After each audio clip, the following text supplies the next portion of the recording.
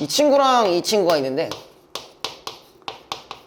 그냥 겉으로 보기에는 둘 다 자연 친화로 엮여져 있는 부분들이 있긴 해요. 근데 이제 고3구국가 같은 경우는 얘는 작자가 이제 누구냐면 2예요.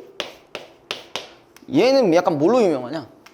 약간 유학자고, 그리고 얘가 벼슬을 은퇴하고 나서 또 지방에 학원을 차려요. 그래서 거기서 약간 장원급제를 몇 번 시킵니다. 얘도 나름대로 1차 강사예요. 거기서 1차 강사예요. 자, 그러다 보니까 이 고3구국가에도 담겨져 있는 내용이 이렇습니다. 자연만 있는 게 아니에요. 자연에 대해 즐기는 것도 있는데 뭐도 있냐면은 학문 수양에 대한 태도도 있어요. 아까 서원 같은 거 차려가지고 했다고 했죠, 그죠? 근데 우리가 고3구국가로만 끝내면 안 돼요. 얘가 나오면 항상 같이 나오는 애가 하나 더 있어요. 누군지 아세요? 이 하면 또 한 명 더 있잖아. 비스무리한 애. 1,000원짜리. 이 하면 이황도 있어야지. 이황도 있어야 돼요. 얘도 되게 비슷하게 작품을 지었는데 이거 저번 주에 얘기했던 것 같기도 하고, 얘 같은 경우는 이제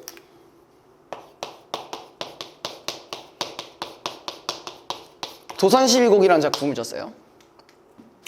같이 연결될 수도 없어. 얘 둘이 비슷해요. 비슷한 역할을 했어요. 다만 이제 시기가 좀 다를 뿐이에요. 시기가 조금 얘가 더 먼저였고, 그 다음에 얘가 그 뒤에 나온 친구인데, 얘도 이 내용이 그대로 들어가는데 얘는 딱 명확히 나눠져요. 12곡이니까 6개로 나누기 딱 좋겠죠? 그래서 언지라는 부분이 1에서 6까지 있고, 그 언학이라는 부분이 7에서 12까지 있고요. 요 부분이 학습에 대한 태도인데, 우리 저번에 고어 얘기했을 때, 옛날 얘기했을 때, 그 뭐가 있었냐면 만고상청하리라는 말이 있었잖아요. 우리도 거기에 그치지 말고 만고상청하리라. 거기에 여기 있는 거예요. 그래서 얘를 같이 엮어서 이해해 주시면 좀 좋고요. 그 다음에 어쨌든 친구가 이제 문학 내신 또 하시게 되면은 요거나 요거 중에 아마 하나 하실 겁니다. 네. 그래서 그런 부분에서도 조금 중요한 부분이 있고, 거기에 만약에 이제 수능까지 연결을 시킨다면은 이 사람도 있어요. 이 사람 말고 작품 중에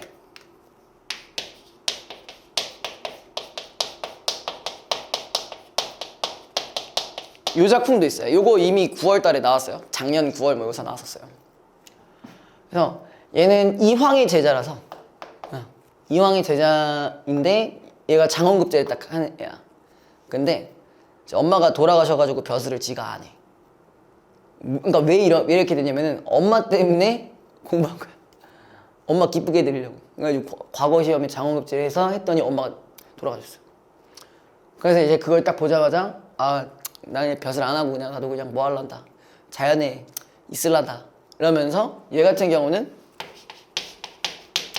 자연 친화하는 거 기본적이고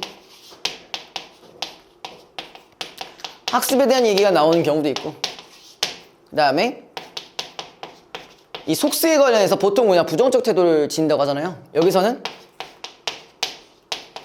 갈등을 해요. 그만할까 말까 이러면서 뭐 그런 내용들이 있습니다. 여기 요 부분이 이렇게 엮이는 게 좀 있어가지고, 요건 이미 나온 바가 있으니 뭐 이번에 수능 나오면 알겠지만 요 둘 중에 하나가 나오겠죠. 실제로 작년 수특에 나왔고, 얘는 작년 수한에 나왔고요. 얘 같은 경우는 얘가 직접적으로 뭐가 작품이 나온 건 아니고 도산시비곡을 만들게 된 어떤 계기, 그래서 뭐 도산시비곡 발이라는 작품이 나왔던 적도 있고요. 좀 그래요. 그래서 그런 부분에 있어서 요 부분이 그래도 좀 중요한 포인트가 있다.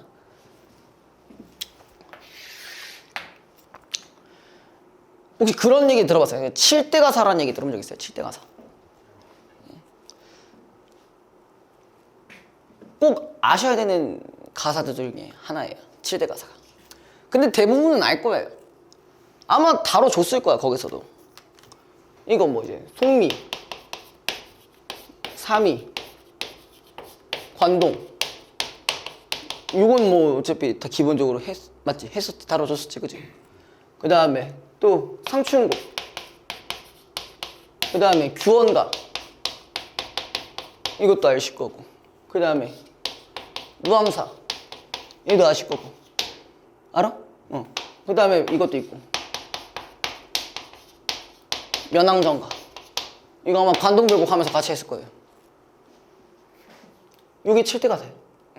그러니까 요거는 기본적으로 알고 있어야 되는 거고, 요거는 특히 이제 모의고사에 뭐 단골로 항상 한 번씩은 나와요.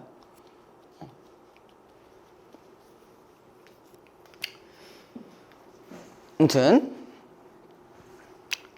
자 봅시다. 자 여기 처음에 상충국. 자 우리가 근데 이제 바로 본문으로 들어가기 전에 어쨌든 제가 이거를 여기에 대한 이제 방법들을 좀 많이 알려드린다 했었잖아요. 그렇죠? 그래서 만약에 뭐 상충국은 알지만 내가 고상국어과를 내가 모른다고 했을 때는 자 요거 여기 있는 보기를 좀 보시고 넘어가는 게 좋겠죠. 그죠? 일단은 2번은 크게 뭐 문제는 안 될 것 같고 5번에 있는 부분들을 한번 보시면요.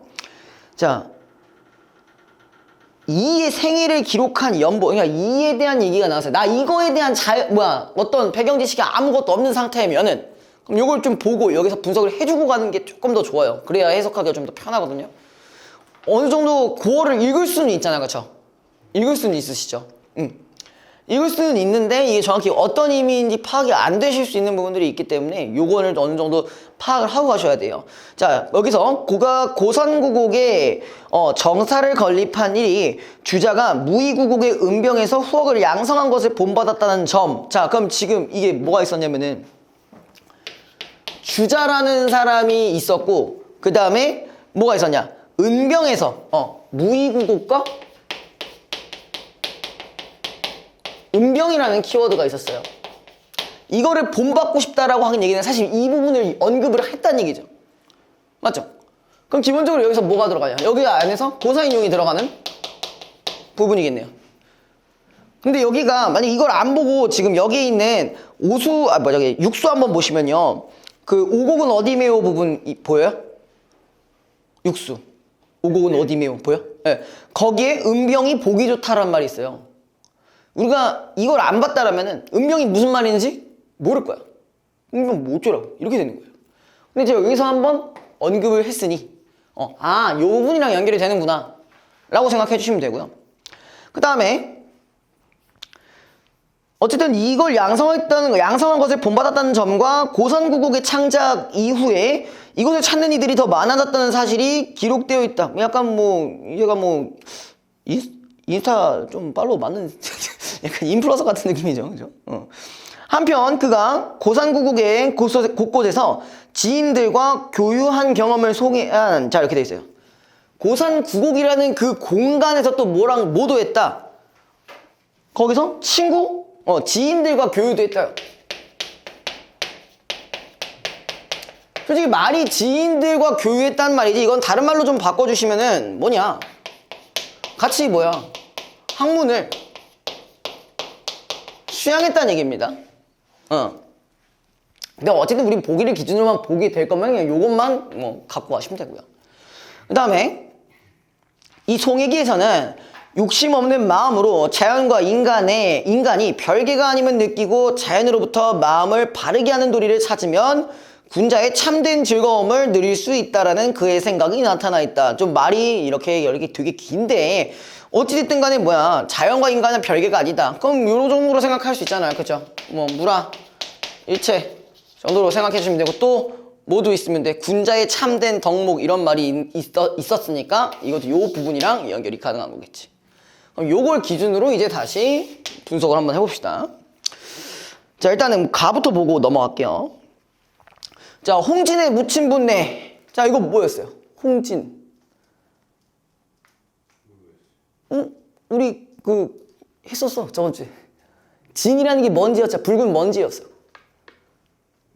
뭐였어 그러면? 말 타고 다니면서 막 먼지 존나 일어난다고 했잖아요. 그게 속세의 사람들아. 속세의 사람들아 되는 거니까. 그럼 여기서도 마찬가지. 속세의 사람들아 이런 식으로 지금 뭘 하고 있는 거야? 말을 건네고 있는 방식 들어가죠.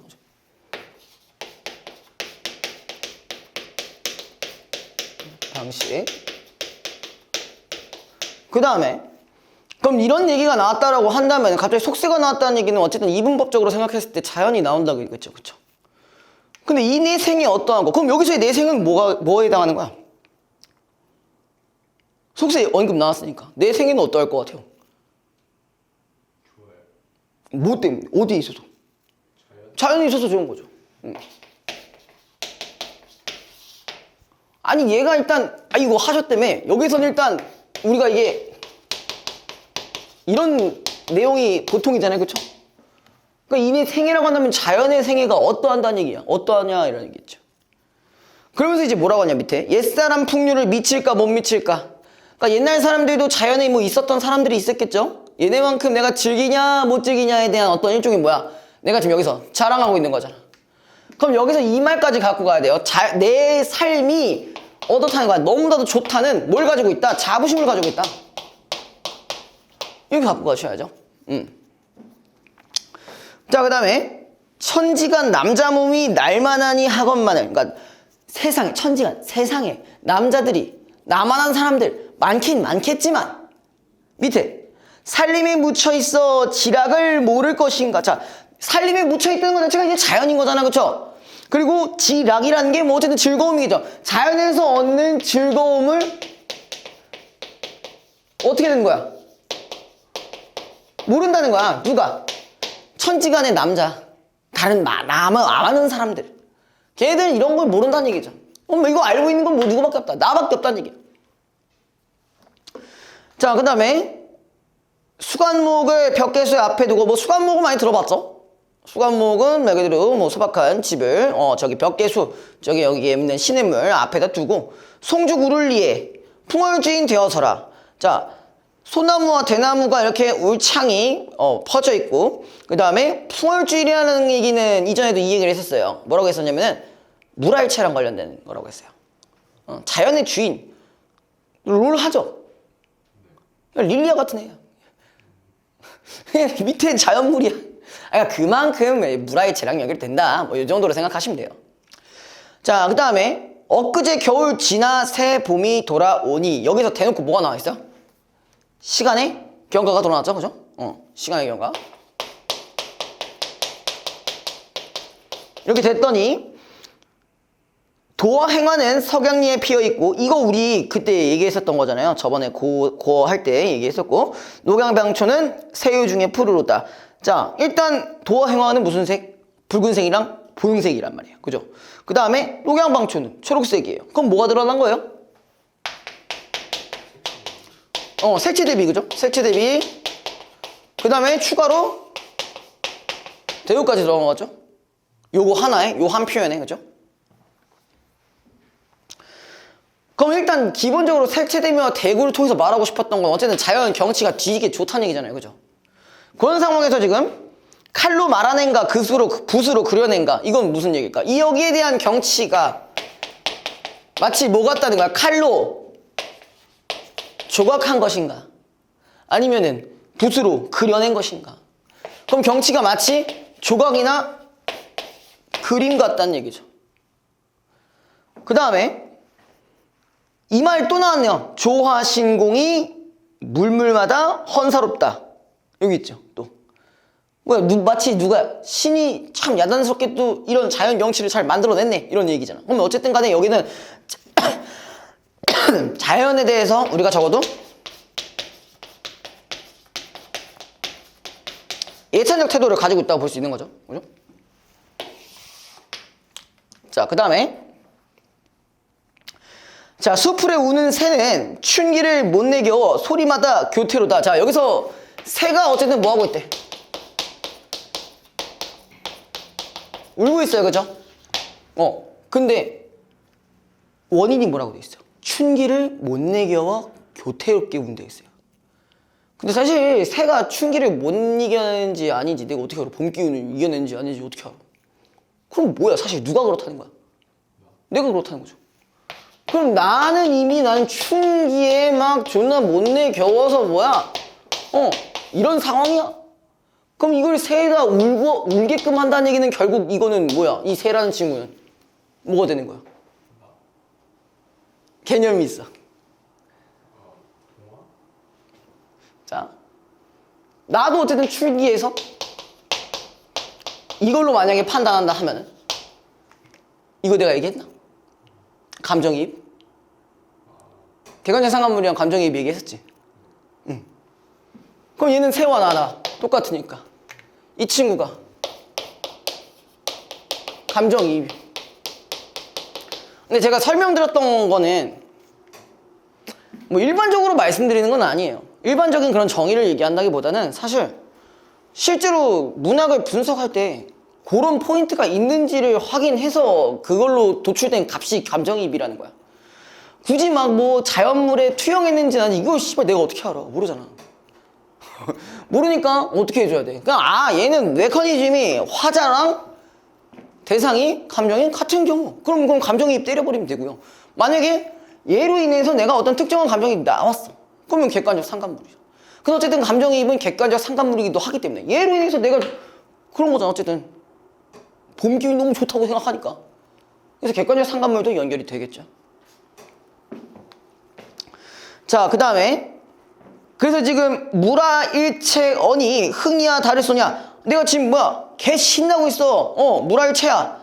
그래서 흥도 있고 그 다음에 그래서 뭐하고 있냐. 시비에 걸어보고 정자에 앉아보니 그냥 여기에 지금 뭐 산책도 해보고 정자에도 앉아보고 하니까 소요음영하야 살림이 적적한데 소요음영 여기서 뭐라고 됐어요? 시를 읽고 있어요. 그냥 자연에서의 어떤 한가로운 흠취예요. 자, 그 다음에 한중진미를 알리 없이 호재로다. 자, 한중진미 한가로운 와중에 진정한 즐거움이거든요. 그럼 이 즐거움이 당연히 뭐에 대한 즐거움? 자연에 대한 즐거움이죠. 자연에 대한 즐거움이고 얘가 이런 걸 알 수 없는 알리 없이 누구밖에 없다. 나 혼자밖에 알 수가 없구나. 이 자연에 대한 즐거움을 이렇게 연결되죠. 그 다음에 밑에 또 이런 말이 있죠. 이봐 이웃들아 산수구경 가자스라 라고 했는데 이게 뭐야? 이웃들아 산수구경 가자. 이것도 똑같이 말을 건네는 방식이죠. 근데 하필 기억이랑 니은이 엮여 있어. 위에 게 홍진에 묻힌 분네. 니은은 이봐 이웃들아. 둘 다 공통적인 말을 건네는 방식에 해당하는 부분이니까 요거는 한번 실제로 문제 들어가기 전에 째려보실 필요는 있겠죠. 자, 그 다음에 물론 이거 말고도 뭐 디귿, 리을, 미음까지 있기는 한데 요런 게 있다. 자, 그 다음에 답청을 한 오늘 하고 욕기란 내일 하세. 답청이 이제 뭐야? 요거는 산책 같은 거야. 산책은 오늘 하고 욕기 뭐 거기 산림욕 이건 내일 하자 뭐 이런 얘기입니다. 그 다음에 또 아침에 채산하고 나주에 조성하세. 아침엔 산나물 캐고 이제 나주에 이게 밤에는 뭐야 낚시하자. 계속 뭐가 드러나고 있어요? 여러 가지 행위들이 열거되어 있고 여기에 대해서 또 마찬가지 대구가 드러났죠. 그죠?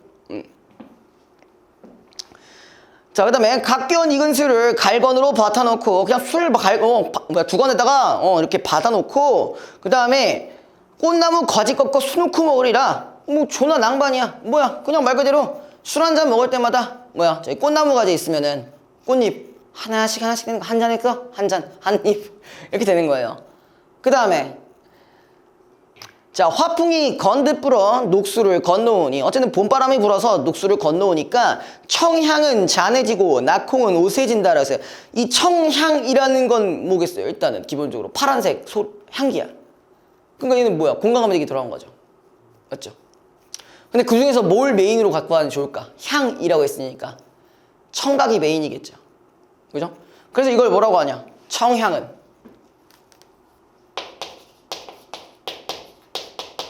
얘가 메인이라고 했으니 청각의 시각화가 되는 거겠죠. 여기 됐어요? 여기까지? 자, 그 다음에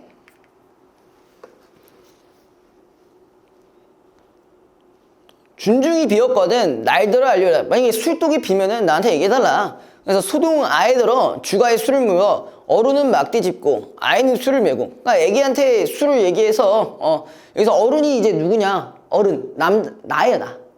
나는 막대 짚고 그냥 천천히 가고 그 다음에 뭐야? 아이는 술을 메고. 이거 노독창치권 같은데 아무튼. 그 다음에 미음 완보하야. 이거 산책하면서 시냇가에 혼자 앉아. 자, 명사 조흔 물에 잔시어 부어들고. 야, 이거 좋아. 이게 뭐야? 조흔 이게 뭘 것 같아요? 그때 말씀드리긴 했었어요. 응? 여러분 많다고? 여기 좋다랑 좋다에 저번 주에 한번 했었거든요. 좋다가 맑다라는 뜻이었어요. 여기도 마찬가지죠. 모래가 보일 정도의 맑은 물에 잔 씻어서 부어들고 청류를 그어보니 떠오르니 도화로다. 그러니까 지금 뭐야? 내가 지금 잔을 씻으면서 이제 딱 물 딱 이렇게 딱 뜨려고 보니까 뭐야? 그 복숭아 꽃잎이 그냥 탁 여기 나온 거야. 응. 그래서 그 뒤에 이런 말 있죠. 무릉이 가깝도다. 자, 무릉도원 요거 기억나시죠? 네. 이거 이상적 공간이죠. 자연의 이상적 공간. 그러니까 여기가 어디라고? 내가 지금 옆에 있는 이 자연의 공간이 마치 뭐 같다? 무릉도원 같이 너무나도 경치가 뛰어나다는 얘기를 하고 있는 거죠. 저 매 긴 거이고 저 산이 무릉도원인 것인가? 뭐 연연하는 얘기입니다. 자, 그 다음에 나 부분 보시면요. 고상구곡감. 아까 말씀드렸던 요 포인트 잡고 가시면 됩니다. 요 포인트도 기억을 해주세요. 자, 이걸 기준으로 이제 갖고 간다 하면은 자, 뭐라고 나있냐? 고산구곡담을 사람이 모르더니 주모복거 하니 변님네 다 오신다. 내가 어쨌든 이 고산구곡 쪽에 내가 집을 짓고 살다 보니까 사람들이 다 온대. 그 다음에 어제 자, 요 부분 있죠? 무의를 상상하고. 아, 여기 지워도 되냐? 이거 다 적었지, 이제?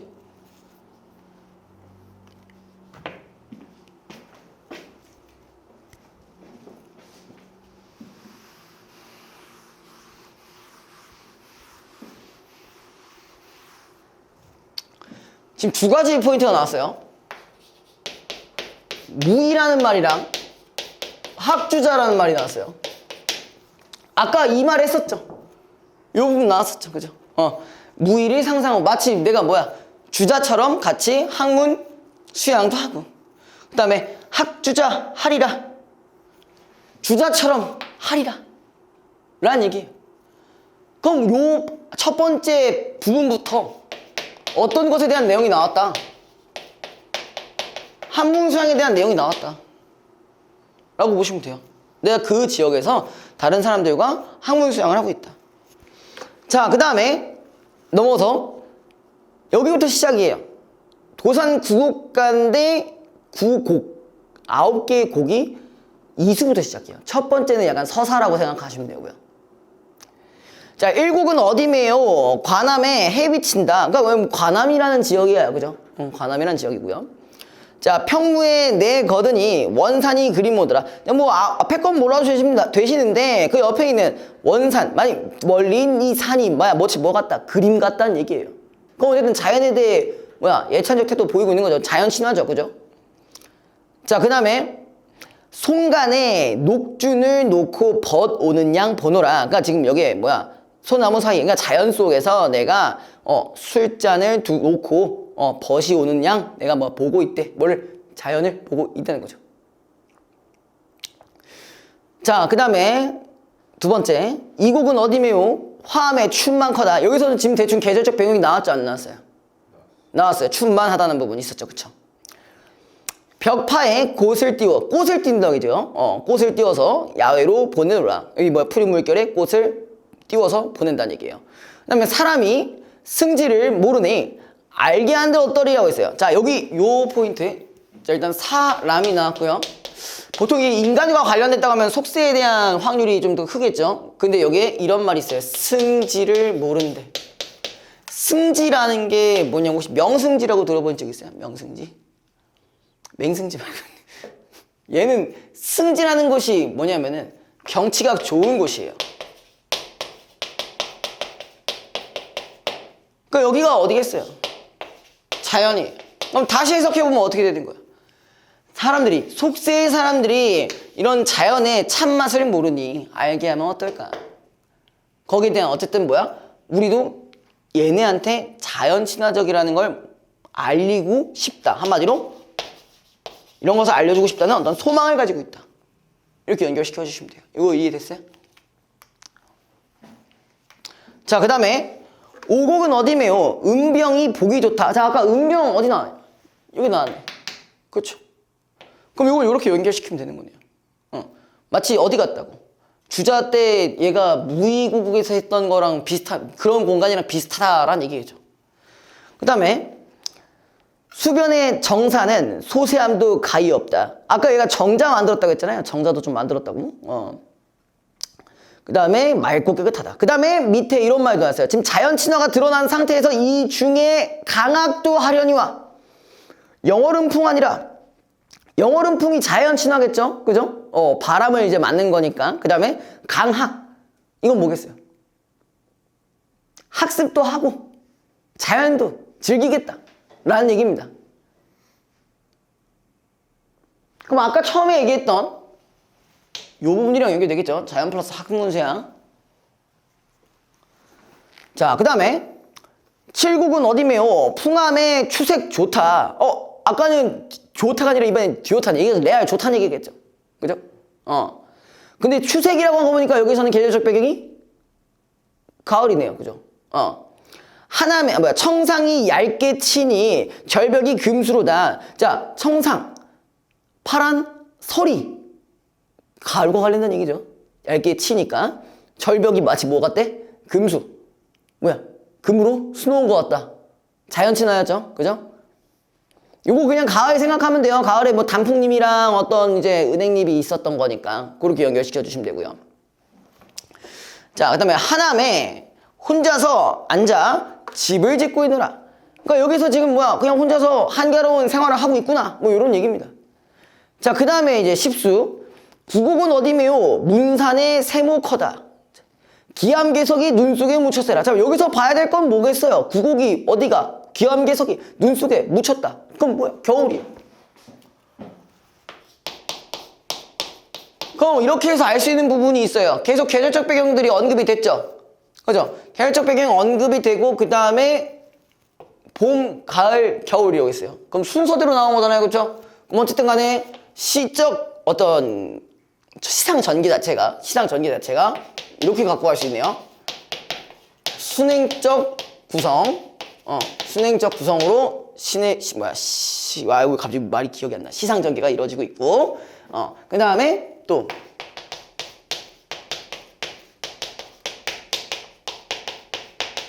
얘를 통해서도 시상 전개가 이루어졌다는 걸 알 수 있겠죠. 그죠?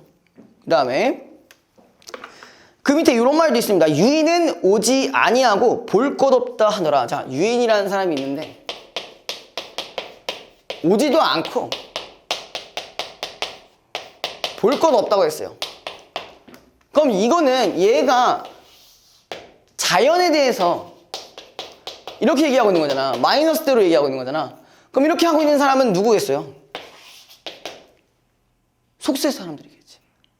사람과 관련돼 있기도 하고 그 다음에 볼 것 없다고 했으니까 얘네가 속세의 사람들. 자연에 오지도 않으면서 볼 것도 없다고 얘기한다. 연결됐어요? 보통 인간과 관련돼 있다면은 그냥 속세라고 생각하시면 조금 편합니다. 자, 문제 봅시다. 자, 1번. 자, 가와 나의 공통점으로 가장 적절한 것은? 자, 첫 번째. 과거를 회상한 부분이 있었나요? 없었죠. 그죠? 그 다음에 음성상징어의 사용 있어요? 그 다음에 점층적인 표현. 점층적인 표현이 뭐지, 근데?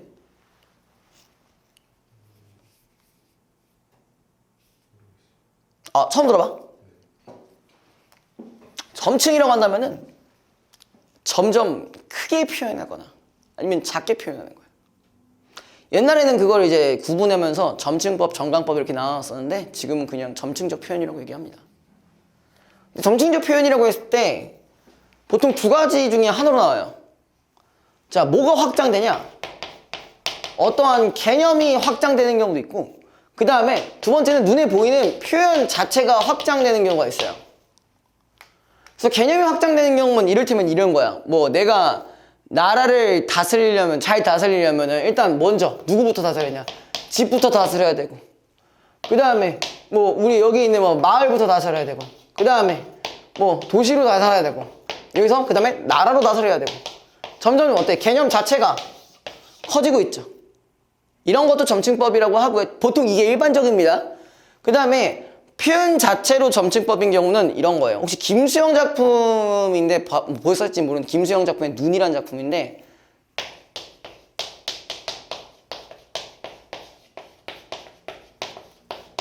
이런 표현이 나오고요. 그 다음에 이게 추가가 됩니다.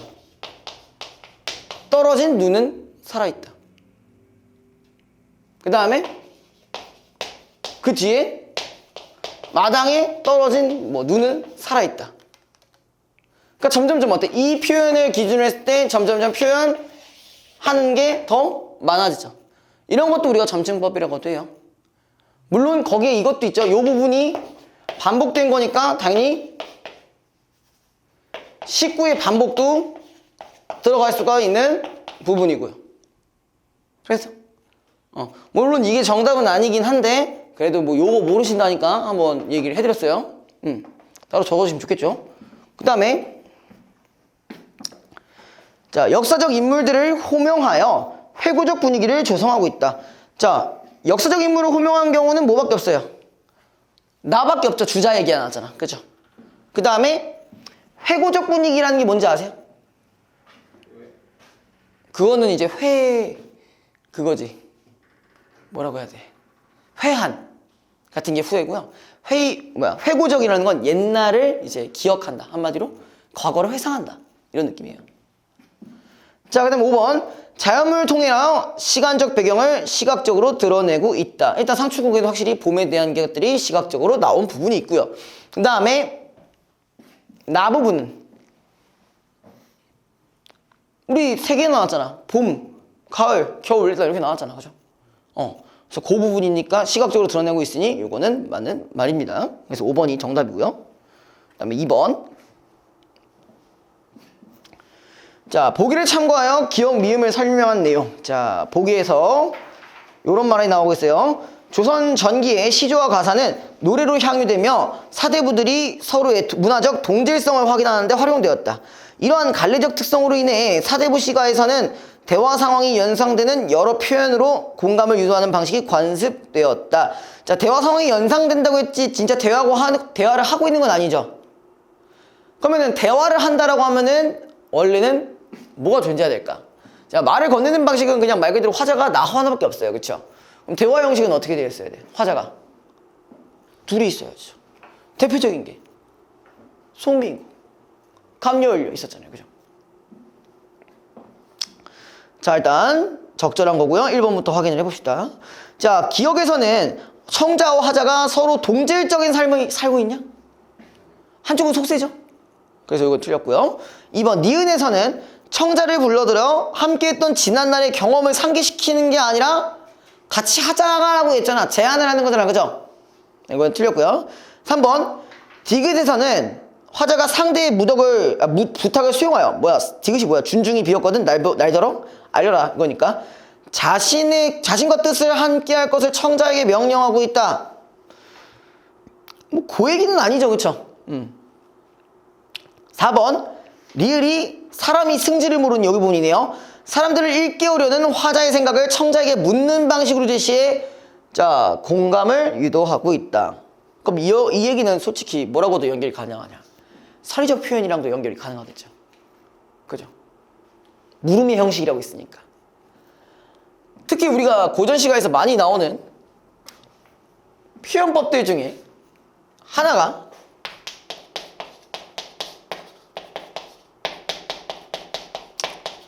서리적 표현이나 아니면 연탄적 표현, 그 다음에 대구, 그렇게 세 개거든요. 그래서 보통 표현상 특징에 물음의 형식으로 뭘 제시하여 강조하고 있다 이런 부분이 있으면 서리적 표현이에요. 그래서 4번이 정답이고요. 그다음에 5번.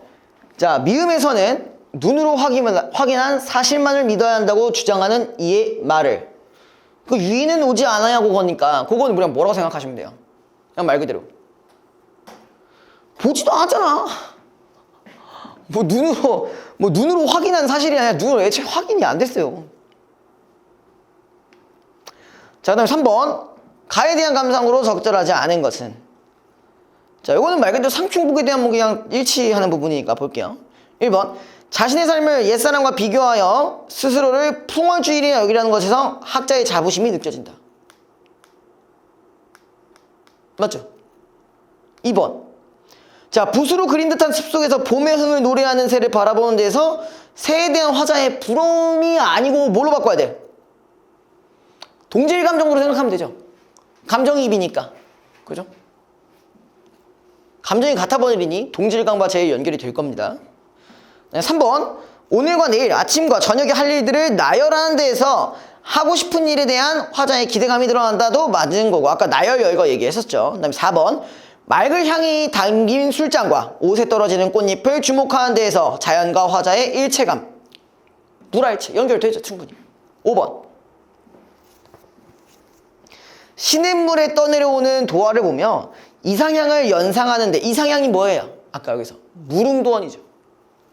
여기를 연상하는 데에서 화자의 고조되는 감흥이 드러난다. 여기는 연결이 될 겁니다. 자, 그다음에 4번으로 넘어갈게요. 4번.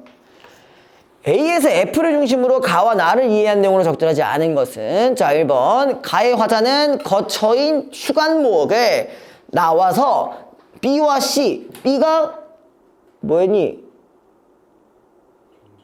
정자에 앉고, 그다음에 C가 시내가죠. 여기로 옮겨 다니고 있다. 맞죠? 공간의 이동도 드러났네요. 그죠?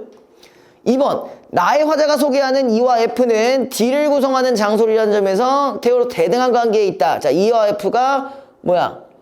F는 풍암이고 E는 관암이네요. 그럼 고산 구곡에 해당하는 장소인 건 맞죠? 그러면은 우리가 서로 대등한 관계에 있다고 볼 수가 있죠? 걔는 둘이잖아. 그치? 관암과 풍암이니까 얘는 같은 대등한 공간이라고 볼 수 있겠네요. 그 다음에 3번. 가와 나의 화자는 각각 B랑 E를 주위에서 가장 빼어난 경치를 볼 수 있는 곳이라고 예찬하고 있다. 일단 가에서는 확실히 모르겠고요. 자, 이 부분은 뭐냐? 이 부분은 아까 얘기했던 관암인데, 이 관암이 서로, 그러니까 여기가 제일 빼어난 경치라고 한다면은 2번이랑 충돌이 되겠네요. 그죠? 2번에선 대등하다고 나와있는데 여기선 제일 뛰어나다고 했으니까 요 부분이 모순이니 3번이 정답인 거네. 이해됐어요? 여기까지?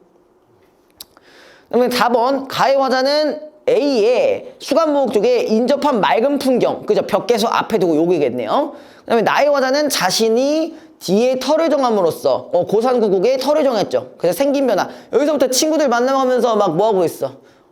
학습, 한문 수양을 하고 있다는 거죠. 그쵸? 이해됐어요? 괜찮아요?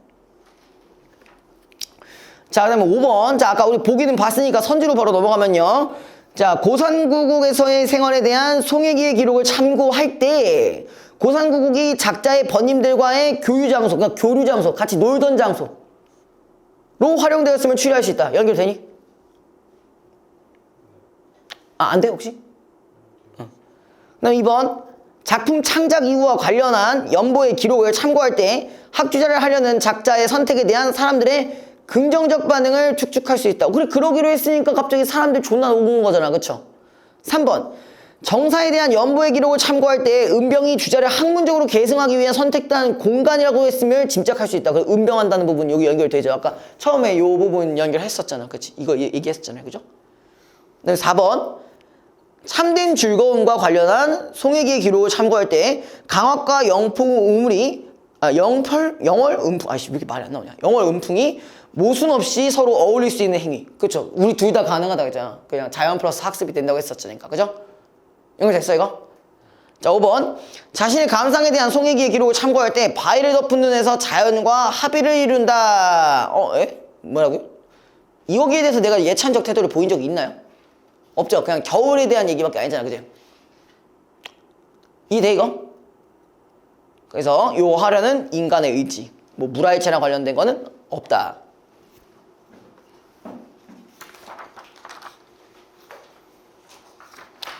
자, 일단 여기까지 합시다. 나도 오늘 컨디션이 별로 좋지가 않네. 너도 살짝 졸리지? 그럴 것 같아서. 그죠? 과학이랑 뭐 기술 쪽인데. 그럼 혹시 그 독서 같은 경우도 어떻게 접근하라는 걸 혹시 거기서 뭐라고 하디? 사실 범주? 뭐 주제 같은 거야?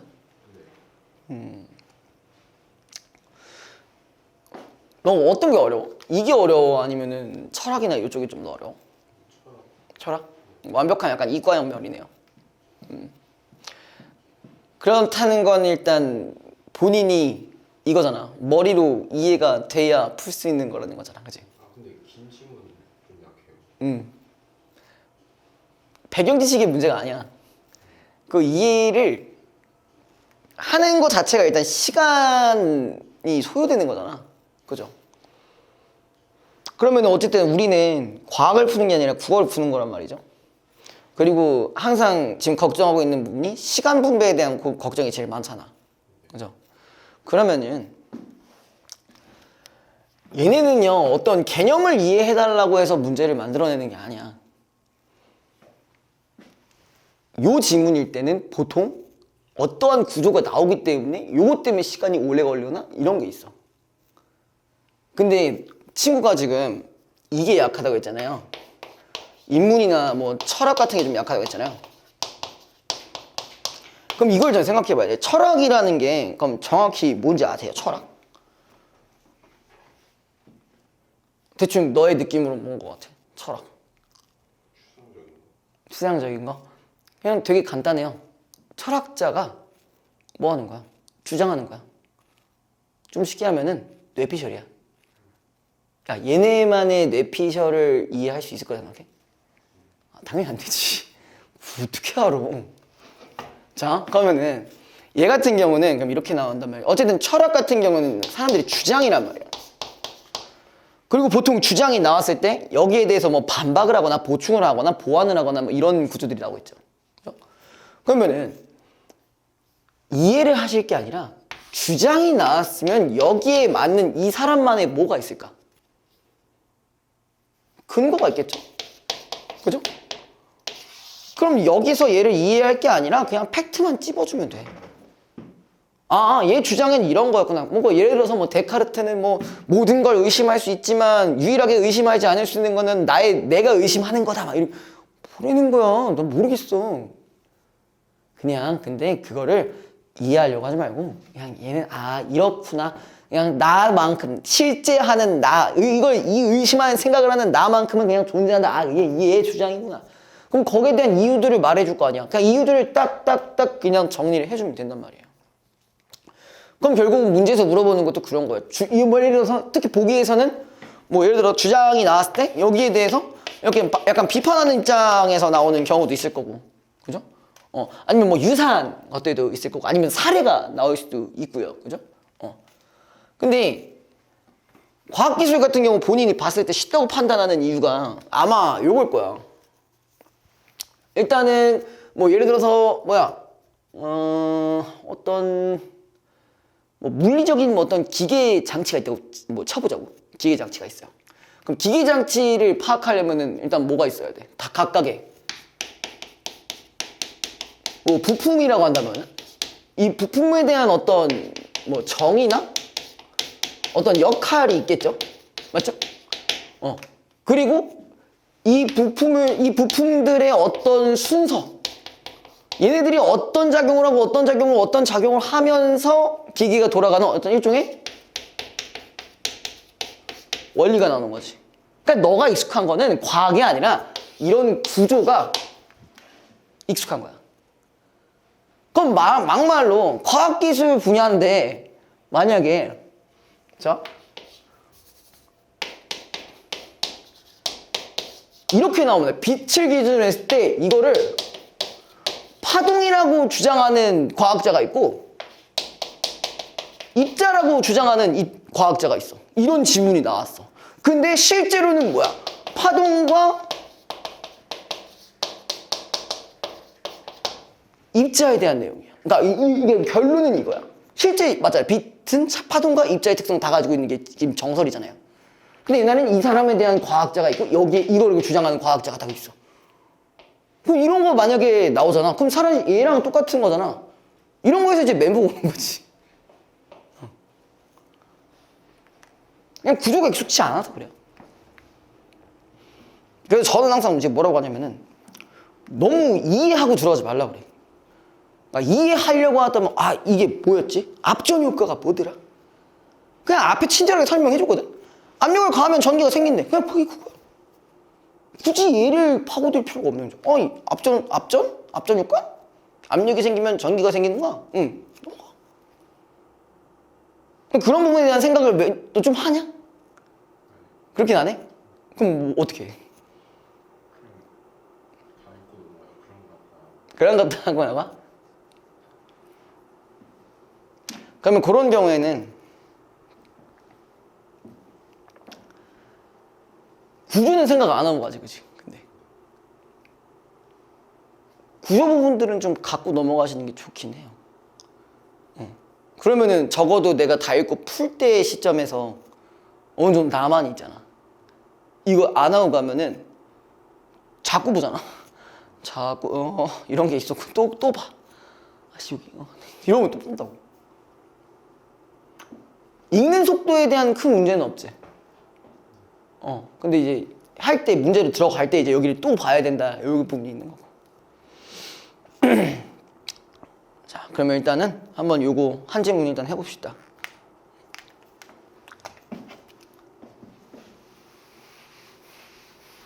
그럼 차라리 요런 건 조금 쉽겠네요. 요 문제는 좀 쉽겠네. 요 질문은 그래도 좀. 뭐뭐 해요, 과학?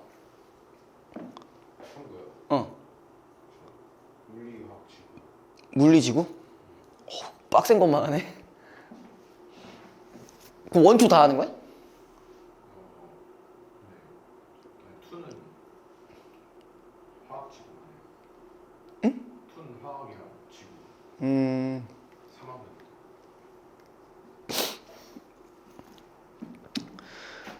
일단 요거 하나 하면 되겠네. 요거 하나 하고 그 다음에 있는 거 하나 하면 되겠네요.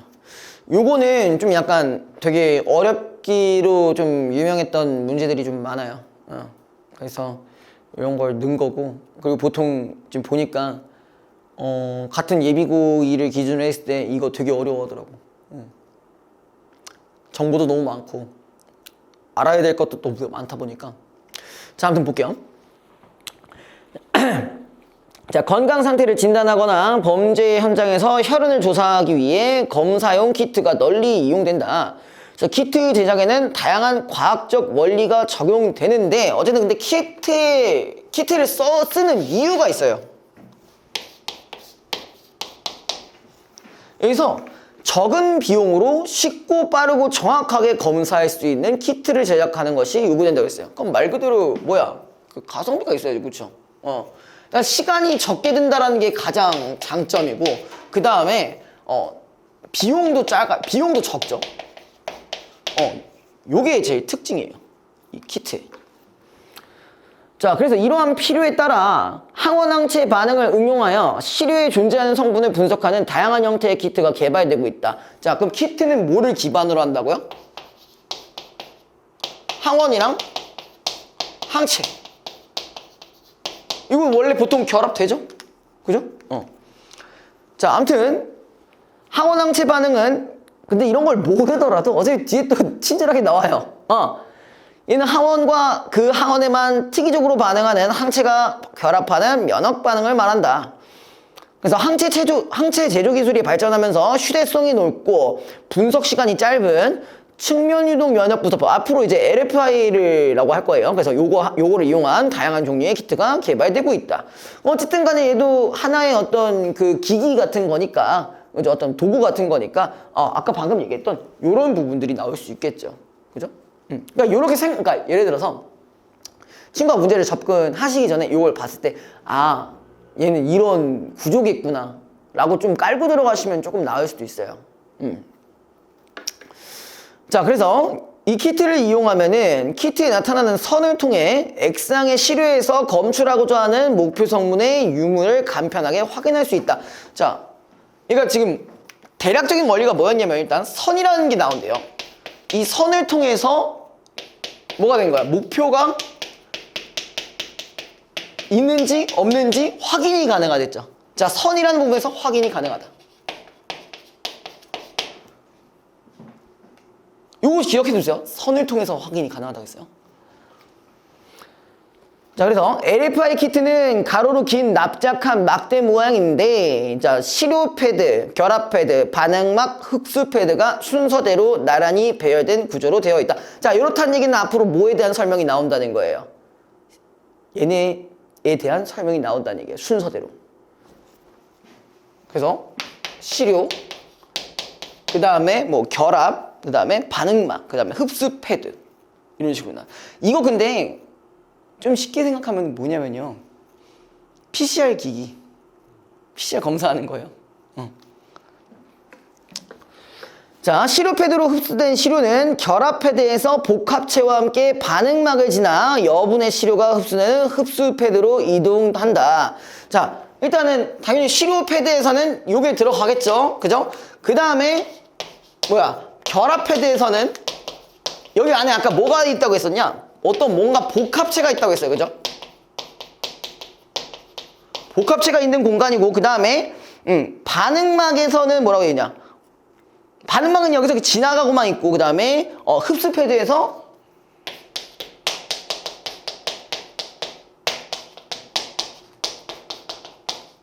이 부분에서 이제 뭐가 이루어지는 거냐? 검사가 이루어지는 거죠, 최종적으로.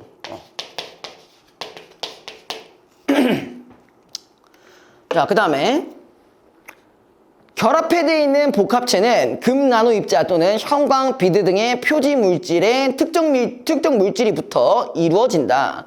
그래서 표지 물질은 발색 반응에 의해 색깔을 내는데, 이 표지 물질에 붙어 있는 특정 물질은 키트 방식에 따라 종류가 다르다. 일반적으로 한 가지 목표 성분을 검출하는 키트의 반응막에는, 자, 이제 반응마다 뭐라고 되어 있네, 항체들이 띠 모양으로 두 가닥 고정되어 있는데, 자, 그중 시료 패드와 가까운 쪽에 있는 가닥이 검사선이고 다른 가닥은 표준선이다 라고 했어요. 자, 선이 이 흡수랑 반응막을 지난다고 했잖아. 그러니까 이게 반응막을 지나고 나서 따로 흡수가 되는 곳이 있어요, 그죠? 그럼 이 포인트에서 지금 뭐가 있다고 했어? 어떤 선이 있다고 했어요, 그죠? 어디에 가까운 거? 시료에 가까운 게 뭐라고? 요쪽에 가까운 데 검사선이고, 그리고 그 밑에가 아마 표준선일 거예요, 그죠?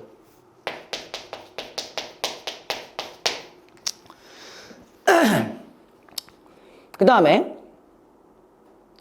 표지 물질이 검사선이나 표준선에 놓이면 발색 반응에 의해 반응선이 나타난다. 근데 아까 지금 뭐가 있었냐면 이 복합체라는 부분이 이렇게 돼 있어요. 표지 물질이라고 돼 있어. 이렇다는 건 뭐예요? 이 검사나 이런 검사선이나 뭐 표준선에 어떤 색깔을 입히게 만들 수 있는 물질이라는 얘기지. 그러니까 예를 들어서 시료를 넣었을 때 얘랑 결합을 하면은 만약에 목표가 뭐 있는 경우에는 뭐지, 검사가 되고 뭐 안 되고 이게 나오겠죠. 그죠? 이 물질 때문에. 요까지 됐어요. 자, 그 다음에 표지 물질이 검사선이나 표준선에 놓이면 발색 반응에 의해 반응선이 나타나는데, 검사선이 발생되어 나타나는 반응선을 통해서는 목표 성분의 유무를 판정할 수 있다. 자, 여기선 지금 뭐라고요? 목표 성분의 이거를 판단할 수 있고, 그 다음에 표준선인 부분은 이렇게 나와 있는데, 표준선 같은 경우는 어디 갔냐? 표준선이 발색된 반응선이 나타나면은 검사가 정상적으로 진행되었음을 알 수 있다. 그럼 이 얘기는 뭐냐? 자, 얘는 목표가 있는지 없는지를 알 수 있고, 여기 같은 경우는 검사가 제대로 진행되는지 안 진행되는지 알 수 있다는 거죠. 그럼 이게 검사가 제대로 진행이 안 되면 애초에 목표에 있는 것도 못 잡겠네? 그러면 선이 안 나타나겠네? 근데 만약에 검사를 했어. 검사를 했는데 얘를 못 잡았어. 그럼 뭐만 있어? 얘만 나오겠지. 그래서 코로나 안 걸리면 한 줄, 코로나 걸리면 두 줄, 이렇게 되는 거예요. 이해됐어요, 여기까지? 자, 그 다음에 이 부분에 대한 이제 일반적인 그 LFI 키트에 대한 이야기가 간단하게 끝났고, 자, 이제 뭐가 나오냐면요, LFI 키트는 주로 자, 직접 방식 또는 경쟁 방식으로 제작되는데, 자, 그럼 요 정보 끝났고, 이제 뭐야? 직접 방식에 대한 얘기 나오겠죠? 그 다음에 경쟁 방식에 대한 얘기가 나오겠죠? 요것만 이제 정리하면 끝인 거예요. 그래서 방식에 따라 검사선의 발생 여부가 의미하는 바가 다르다. 자, 지금 뭐라 되냐? 검사선을 기준으로 했어야 돼. 검사선을 기준으로 해서 직접과 경쟁의 차이가 있다는 얘기예요. 이해됐어요, 여기까지? 그 다음에 직접 방식에서는 복합체에 포함된 특정 물질은 목표 성분에 결합할 수 있는 항체이다. 자, 복합체를 기준으로 했을 때 여기 나오는 복합체는 항체래. 그러니까 뭐랑 결합 가능한 친구야? 항원이랑 결합 가능, 혹은 목표 물질이랑 결합이 가능하다고 볼 수 있죠. 그러니까 얘는 직접적으로 뭐랑 연결되어 있다. 목표 성분이랑 딱 연결되어 있다는 거죠. 자, 그래서 시료에 목표 성분이 포함되어 있다면은 목표 성분은 이 항체와 1차적으로 결합하고 이후 검사선에 고정된 항체와 결합한다. 그럼 일단은 이게 만약에 진행이 됐을 때는 이렇게 먼저 결합이 되고 그 다음에 하나 더 어디랑 결합한다고? 검사선 쪽에 결합이 한 번 더 된다고 했어요. 그럼 검사선이 생기는 경우는 목표선이 있는 거구나 라는 얘기지. 자, 근데 그래서 따라서 검사선이 발생되면은 시료에서 목표 성분이 검출되었다고 판정한다. 여기까지가 이제 직접 방식에 대한 설명이고요. 그 다음에 경쟁 방식. 한 편이라고 했으니까 이거 뭔가 차이가 있다는 얘기죠. 경쟁 방식에서 복합체에 포함된 특정 물질은 목표 성분에 대한 항체가 아니라 목표 성분 자체이다 그랬어요. 자, 이번엔 경쟁. 경쟁에서 말하는 복합체는 항체가 아니라 뭐라고? 목표 성분이래. 그냥 말 그대로 우리 찾고자 하는 목표 성분이래. 자, 그러면은 만약 시료에 목표 성분이 포함되어 있으면은 시료의 목표 성분과 복합체의 목표 성분이 서로 자, 여기가 중요한 거죠. 서로 동그라미 쳐주시고 검사선의 항체와 결합하려 경쟁한다 했어요. 그치? 우리가 원래 기존에 시료를 넣는다고 했을 때 시료도 똑같이 목표 성분이고 복합체도 목표 성분이면은 당연히 서로 결합하려고 여기서 경쟁을 하게 되는 거죠. 그죠? 쭉 보시면은 이때 시료의 목표 성분이 충분히 많다면은 시료의 목표 성분은 복합체의 목표 성분이 검사선의 항체와 결합하는 것을 방해 동그라미 쳐주시고 검사선이 발색되지 않는다. 자, 왜 발색되지 않는가? 여기 있는 정보들을 조합하면 되거든요. 일단 기본적으로 복합체에 뭐가 들어있어? 아까 표지 물질이 들어가 있다고 했잖아. 그리고 이 복합체가 뭐랑 결합해야 돼? 검사선이랑 결합을 해야 된다는 거잖아. 근데 만약에 얘가 더 충분히 많으면은 얘가 밀려나면서 얘는 검사선이랑 결합을 못하니까 검사선에 안 나타나는 거야. 발생 물질이 묻을 일이 없잖아. 그치? 그래서 얘가 더 많은 경우에는 검사선이 발색되지 않는다는 말이 사실 이 부분에 대한 얘기가 포함됐던 거지. 됐어? 자, 그 다음에 직접 방식은 세균이나 분자량이 큰 단백질 등을 검출할 때 이용하고, 자, 요거 이렇게 생각하시면 돼요. 직접 같은 경우는 말 그대로 세균 같은 크기가 큰 것들이 들어가고, 그 다음에 경쟁 같은 데는 오히려 항생 물질처럼 목표 성분의 크기가 작은 경우, 여기 같은 경우는 자, 얘 같은 크기가 작을 때 주로 사용한다. 이건 얘는 조금만 있어도 바로 이제 이렇게 민감하게 딱 발색이 안 되고 하는 거잖아. 그죠? 자, 근데 여기까지도 일단 존나 짜증나고 어려운데 또 있어. 갈 게 또 있어. 이거 일단 적어 두셨죠?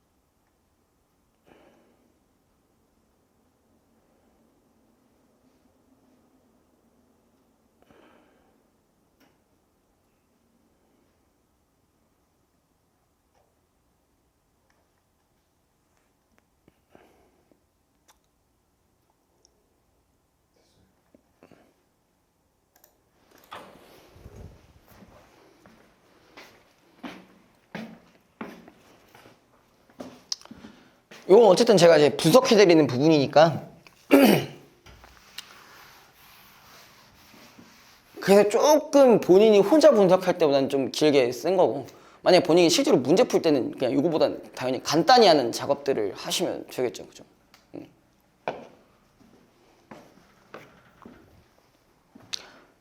자, 그 다음에 또 들어갈 게 있어요. 여기가 좀 사실 좀 제일 어려웠던 포인트거든요. 자, 한편 검사용 키트는 휴대성과 신속성 외에 정확성도 중요하다. 키트의 정확성을 측정하기 위해서는 키트를 이용해서 여러 번의 검사를 실시하고 결과를 분석하는데, 자, 키트가 시료에 목표 성분이 들어있다고 판정하면은 이를 양성이라고 한다. 자, 근데 이거 주의할 거. 자, 이 판정이 팩트일까요? 아닐까요? 판정이다? 방금 정확성 얘기했죠? 이 판정이 양성이라고 판정한다고 해서 무조건 진짜 있는 게 아닐 수도 있는 거야. 예. 자, 이때 시료에 목표 성분이 실제로 존재하면은 진양성, 시료에 목표 성분이 없다면 위양성이라고 한다. 요건 정리 한번 하고 들어가야 돼요. 자, 판단을 두 가지로 내린다고 했어요. 양성으로 판단을 했을 때, 양성을 판단을 했을 때, 그 다음에 자, 이번에 실제 하는지를 기준으로, 실제 하는지 기준으로 하면은 진양성 같은 경우는 실제 있어 없어요? 존재하죠. 양성이라고 있다고 판단했을 때 진양성은 실제 있게 되는 어떤 비율이야. 그 다음에 밑에 이런 말이 있어요. 그렇지 않으면은 위양성이라고 한다. 봐봐, 그럼 양성이라고 판단했는데 실제로는 없어. 아직까지는 어려운 거 없어. 자, 근데 자, 밑에 반대로 키트가 시료에 목표 성분이 들어있지 않다고 판단하면은 음성이란다. 그건 뭐 어려운 거 아니잖아요, 그죠? 음성 같은 경우는 일단 자, 있다고 판단하고 없다고 판단했는데, 자, 여기서도 이렇게 나와 봤을 때, 자, 음성은 실제로 있는 거예요, 없는 거예요? 음성이니까 실제로 없잖아요, 그죠? 실제로 없어요. 요거랑 연결이 되겠죠? 자, 그 다음에 그럼 미음성으로 판단이 난다는 거는 음성이라는 판단이 잘못됐다는 얘기잖아. 그럼 얘는 실제로, 그렇지, 실제로 있는 거예요. 요것 때문에 이 문제로 들어갔을 때 고생을 되게 많이 합니다. 자, 현실에서 위양성이나 위음성을 배제할 수 있는 키트는 없다. 그러니까 어디까지나 뭐가 있을 수 있다. 오차 범위가 있을 수 있다는 거예요. 자, 여기서 끝나면 다행인데 이 뒤에 이것 때문에 환장할 만한 포인트가 지금 있어. 여러 번의 검사 결과를 통해서 키트의 정확도를 구하는데, 정확도란 시료를 분석할 때 올바른 검사를 얻을 확률이다. 그래서 정확도는 이제 뭐가 나눠진다? 민감도와 특이도가 있대요. 여긴 집중 좀 잘 하셔야 돼. 이게 아닌데? 이걸로 해야 되는데?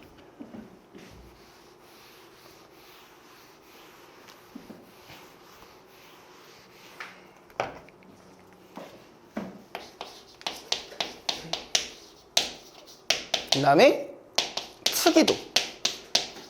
두 부분으로 나눴을 때, 자, 민감도는 시료에 목표 성분이 존재하는 경우야. 뭐라 했어? 실제로야, 이번엔. 실제로 존재하는 경우야. 그리고 키트가 이를 양성으로 판정한 비율이라고 돼 있어요. 그럼 봐봐. 실제로 존재하는 것만 가져가야 돼. 뭐뭐 있어? 그렇지. 자,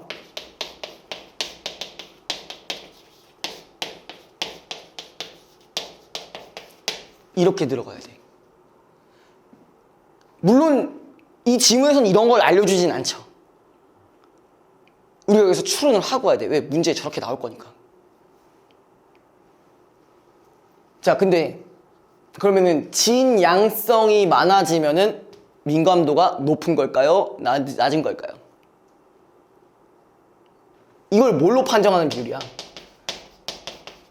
양성으로 판정하는 비율이잖아. 그치? 그럼 이게 높을수록 민감도도 높은 거지. 반대로 얘가 높은 경우, 얘가 높은 경우는 어쨌든 뭘로 판정하겠다는 얘기야? 아니지. 음성으로 판정하는 거다. 음성으로 판단한 거니까 얘는 반대로 내려가는 거겠죠. 민감도가 내려가는 거겠죠. 좀 헷갈리시죠, 여기서부터. 근데 이해는 되니? 응.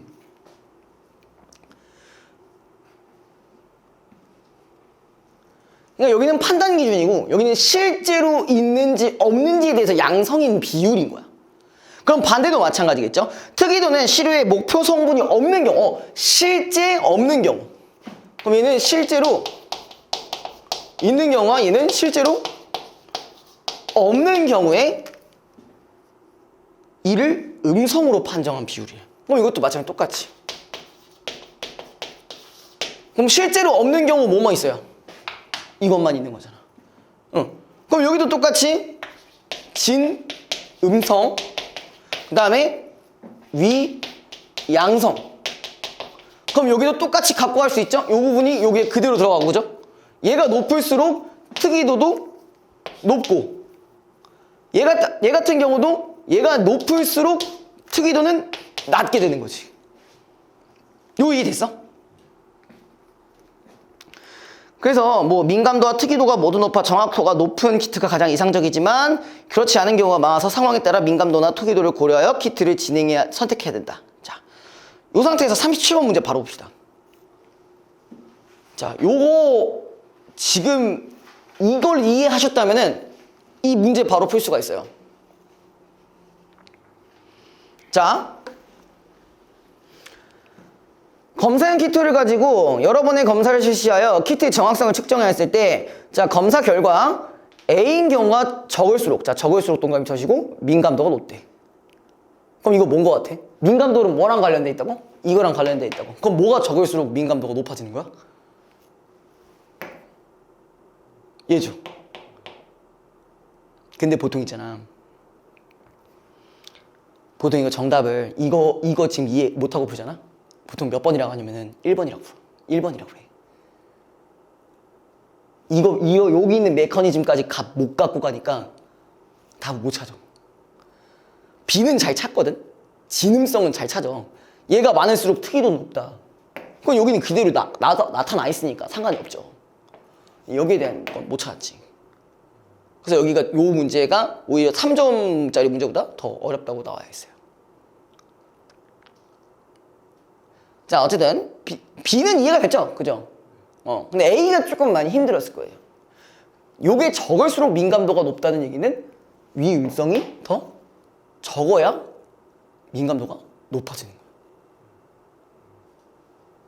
그러면 제가 아까 이 지문에서 사실 뭘 좀 제가 중요하게 말씀을 드렸냐면은 아까 민감도와 특이도의 정의가 있을 때 뭐라고 돼 있냐면은 목표 성분이 존재하는 경우, 제가 뭐라 했어요? 실제로 있는 경우, 실제로 없는 경우에 따라서 지금 기준을 나눠준 거죠. 이게 요렇게만 딱 떨어지면 좋은데 요게 여기까지 적용되니 힘든 문제였던 거야. 힘든 지문이었던 거야. 근데 지금 이것만 아니까 이건 쉬워졌던 거지. 됐어요? 나머지 문제는 그래도 좀 쉽습니다. 우리가 아까 여태까지 있었던 것들을 기준으로 그냥 하면은, 그러니까 지금 이건 칠판이 좀 좁아서 이만큼 다 못 적었는데, 보통 여기에 있는 거 다 적어준 다음에 찾아서 하시면 다 나오거든요. 자, 일단은 35번부터 봅시다. 자, 윗글을 읽고 알 수 있는 내용으로 적절하지 않은 것은, 자, LFI 키트에서 시료 패드와 흡수 패드는 모두 시료를 흡수하는 역할을 한다. 맞냐? 확실해? 그치, 시료 패드 시료 넣을 거니까 흡수가 되니까 과거지, 그죠? 맞아요. 네, 2번, LFI 키트를 통해 검출하려고 하는 목표 성분은, 자, 항원 항체 반응의 항원에 해당한다. 목표 성분이 뭐야? 항체랑 결합하지 않아? 그러니까 그럼 학원에 해당하는 게 맞지. 3번 LFI 키트를 사용할 때 정상적인 키트가 밑줄 쳐보자. 정상적인 키트. 검사선이 발색되지 않으면 표준선도 발색되지 않는다. 자, 이거 맞을까 틀릴까? 그럼 어떻게 해야 돼? 그치. 정상적인 키트란 얘기는 뭐야? 검사가 정상적으로 진행된 키트란 얘기죠. 그래서 요거는 3번이 정답입니다. 근데 요것도 이제 구분 못하고 틀리시는 경우가 되게 많아요. 원래 뭐야? 이거 무조건 표준선? 원래 발색 되는지 안 되는지 이거 어떻게 알아? 이렇게 되는 경우가 좀 있어가지고 요 부분이 좀 주의해야 되는 거 있고. 자, 그 다음에 4번 LFI 키트에 표지물질이 없다. 야, 표지물질이 없다는 건 뭐야? 복합체에 원래 표지물질이 있다고 했었죠. 그럼 시료 성분이 목표 성분이 있더라도 이를 시각적으로 확인할 수 있다 없다? 없다가 맞겠죠. 5번 LFI 키트를 이용하여 검사할 때 시료에 목표 성분이 포함되어 있지 않더라도 검사선이 발색될 수 있다. 이거 맞을까 틀릴까? 맞아요는 뭐야? 3번이 답이니까. 그럼 왜 맞을까? 목표 성분이 없어도 검사석이 발색되는 경우가 하나가 있었죠.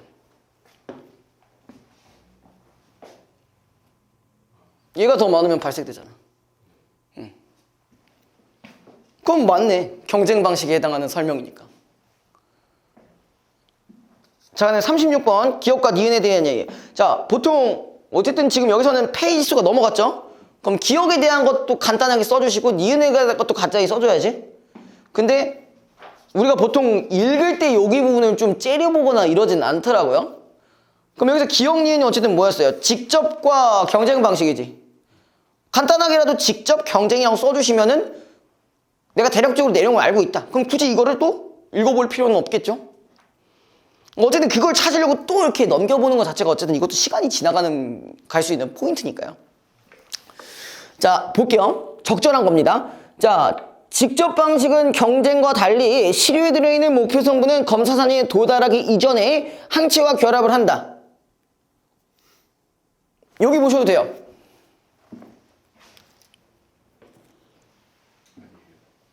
아니라고? 맞아요. 왜 맞아? 결합 전에 항체랑 목표 성분이랑 결합하는 거 아니에요? 그렇죠? 직접해서 애초에 여기서 결합한다고 했죠? 그 다음에 검사선이랑 한 번 더 결합하는 거죠. 그럼 기억은 니은과 달리잖아. 니은에선 결합해 안 해? 얘들이 경쟁하죠? 결합 안 하죠? 1번이 정답이에요. 자, 근데 나머지 것도 같이 볼게요. 기억은 니은과 달리 시료에서 목표 성분을 검출했다면은 검사선에서 항체와 목표 성분의 결합이 존재하지 않겠다. 한 번 더 결합한다 했잖아요. 그럼 이 부분이 틀렸죠? 자, 그 다음에 3번 니은은 자, 경쟁은 직접과 달리 시료가 표준선에 도달하기 이전에 검사선에 먼저 도달하겠다. 이거 맞아 틀려? 그럼 뭐 어떻게 바꿔야 될까? 기억도 그렇죠. 둘 다 똑같죠. 검사선이 먼저 도달하겠죠. 그 다음에 4번 니은은 기억과 달리 정상적인 검사로 시료에서 목표 성분을 검출했다면은 자, 정상적인 검사고 목표 성분을 검출했다. 그럼 밤음막에 아무런 반응선도 나타나지 않겠다. 이건 뭐로 바꿔줘야 돼? 뭐가? 그 중에 뭐? 표준선이겠지. 검사선은 안 나타나겠죠. 정상적인 검사를 했다면은 표준선은 나타나는 게 맞지.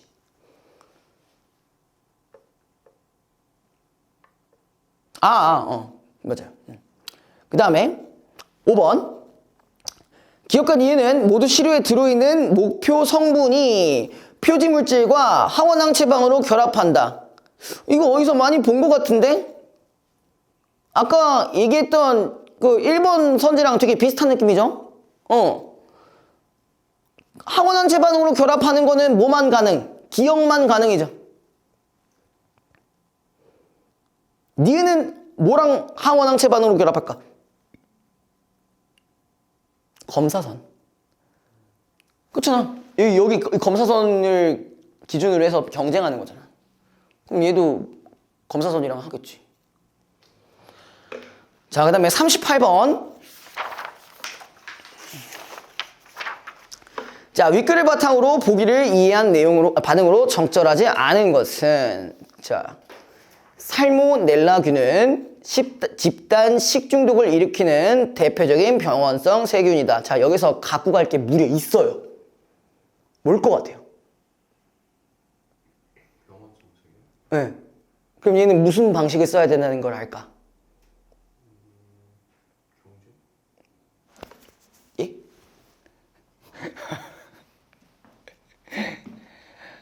여기서 보기 같은 경우는 특히 여기서 분석이 다 끝내야 선지를 제대로 볼 수가 있거든요. 그래서 제가 아까 이 얘기했잖아요. 얘는 세균, 그리고 크게 큰 애들, 경쟁은 항생물질, 작은 애들이라고 했으니까 그럼 얘는 직접 방식을 쓰겠구나 라는 걸 이런 식으로 캐치를 하실 수 있어야 돼요. 근데 사실 지금은 쉽지 않잖아요. 그래서 그런 방법들 계속 쭉쭉쭉 알려드릴 테니까 그것만 적용하시면 돼요. 자, 아무튼 기존의 살모넬라균 분석법은 정확도는 높으나, 자, 문제가 뭐냐? 3, 5일의 시간이 소요돼요. 질병 발생 시 신속한 진단 예방에 어려움이 있었다. 살모넬라균은 감염 속도가 빠르므로 다량의 시료 중 오염의 의심대로 시료부터 신속하게 골라낸 후에 이 시료만을 대상으로 더 정확한 방법으로 분석하여 오염 여부를 확정짓는 것이 효과적이다. 최근에 기존 방법보다 정확도는 낮으나 저렴한 비용으로 살모넬라균만을 신속하게 검출할 수 있는 LFI 방식의 새로운 키트가 개발되었다. 그럼 LFI 방식이면서 플러스 직접 방식이라는 거죠. 됐죠? 자, 그럼 1번 적절하지 않은 겁니다. A를 개발하기 전에 살모넬라균과 결합하는 항체를 제조하는 기술이 개발되었다. 그게 뭔데? 기본적으로 이미 LFI 키트 만들기 전부터 뭐가 있었어? 항원항체 반응은 원래 있었잖아. 그걸 이용한 것들은 원래 있었잖아. 원래 기존 부적도 있었잖아. 근데 이제 우리가 다만 시간을 아끼기 위해서 만든 게 키트라는 거였죠. 그럼 이거 맞는 말이죠. 이해됨? 아, 진짜로. 자, 그 다음에 2번 A의 결합 패드에서는 표지물질에 살모넬라균이 붙어있는 복합체가 들어있겠다. 자, 이거 맞을까 틀릴까? 맞아요. 에? 표지물질은 어디에 속하는 애죠? 표지물질이 묻어있는 그 공간이 어디야? 좀 더. 얘가 4가지로 나눠진다 했잖아.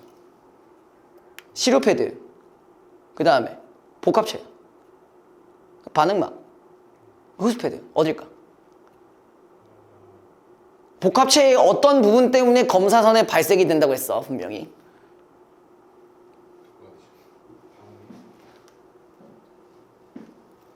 여긴 없네요. 원래 적어놨었는데.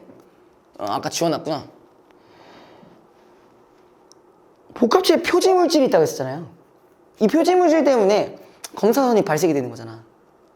여기까지 이해됐어? 그럼 표지물질은 어디에 있다고? 복합체가 있다고. 자, 근데 여기서 목표 성분이 뭐였어? 살모넬라균이죠. 그럼 얘를 목표 성분이라고 가정했을 때 A의 결합패드에는 표지물질이 목표 성분이 들어있는 복합체가 들어있다는 얘기야. 우리가 아까 뭐라고 했냐? 얘 같은 경우 직접 방식이라고 했죠. 복합체에 이게 붙어있으면 돼야 안 돼, 목표 성분이. 경쟁에는 되겠지만 얘에서는 안 되지. 그게 틀린 거예요. 그래서 제가 저기 첫 문장에 이거 직접 방식을 사용한다라는 걸 안 박아놨으면은 2번 선지 그냥 넘어가는 거예요, 그냥. 무슨 말인지 알겠어요? 이거 이해됐어요? 응. 3번 A를 이용하여, 나머지 것들 쭉 볼게요. A를 이용하여 음식물의 살모넬라균 오염 여부를 검사하려면 시료를 액체 상태로 만들어야 된다. 이거 아마 앞에 있을 겁니다.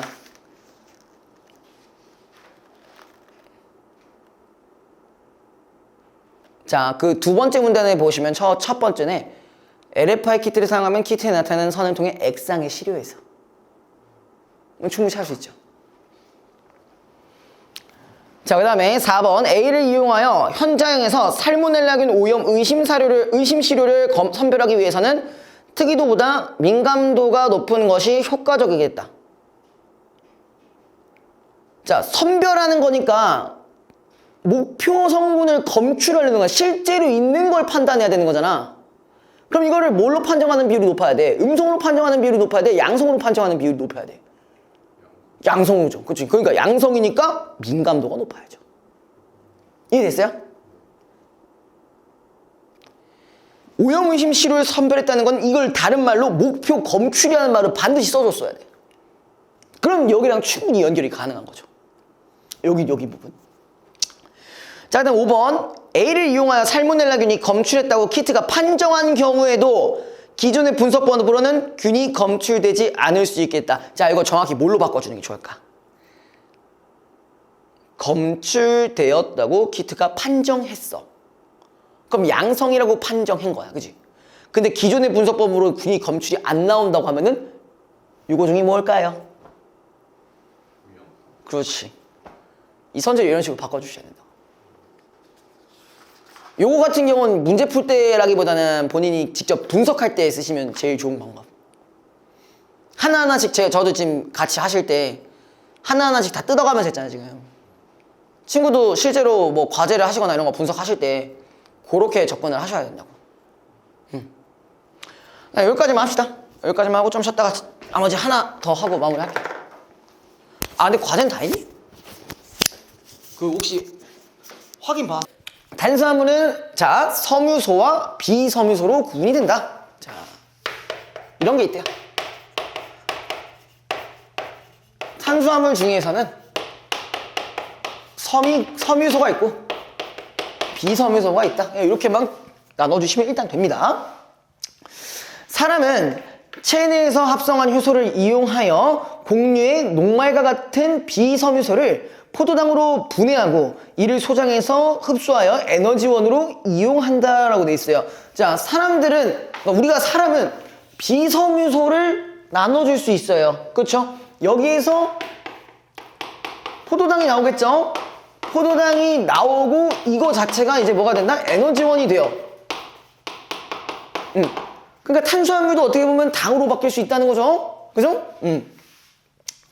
자, 근데 반면 사람은 풀이나 채소의 주성분인 셀룰로스와 같은 섬유소를 포도당으로 분해하는 효소를 합성하지 못하므로, 그러니까 우리가 졸라 배고플 땐 뭘 조져줘야 돼? 라면 조져줘야 돼요. 풀떼기 먹으면 돼, 안 돼? 아, 안 차, 그걸로. 어? 풀떼기 먹는데 배가 불러본 적이 없어. 뭔가 모자러. 자꾸 뭔가, 풀떼기 그 샐러드에 그 파스타라도 넣어줘야 된단 말이야. 아시죠? 그 느낌 아시죠? 왜 그런 거야? 섬유소는 분해를 못하기 때문에. 실질적으로 우리가 에너지로 들어갈 수 있는 확률이 없기 때문에 그런 거예요. 자, 우리는 사람은 분해를 못해요.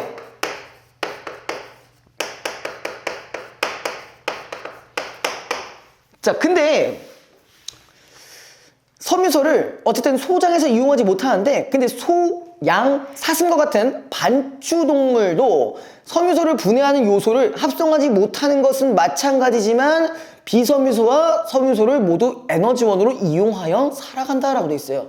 자, 여러분들이 여기서 반추동물이 무엇인지 몰라도 문제가 없어. 왜? 초식동물이라고 얘기 안 할 거거든, 앞으로도 계속. 그럼 반추동물만 기준으로 봤을 때 걔는 누가 가능하다? 섬유소도 분해가 가능하다. 혹은 에너지원으로 이용할 수 있다. 이렇게 보시면 된 거죠. 그죠? 사람은 안 되지만 누구는 가능? 그냥 반추동물이라고 쓸게요. 반추동물은 가능하다. 근데 여기 그런 말이 있어요. 문제가 뭐냐면은, 자, 섬유소를 분해하는 건 합성하지 못한다. 그래서 섬유소 분해는 안 돼. 자, 분해 아니고요.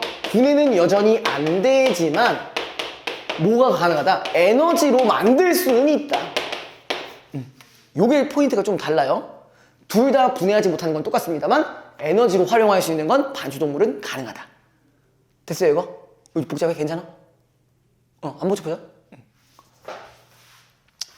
자, 그 다음에 위가 넷으로 나누어진 반추동물의 첫째 위인 반추위에는 여러 종류의 미생물이 서식하고 있다. 앞으로 반추동물의 어떤 반추위라는 그 구간에서 어떤 미생물에 대한 얘기가 나오겠다.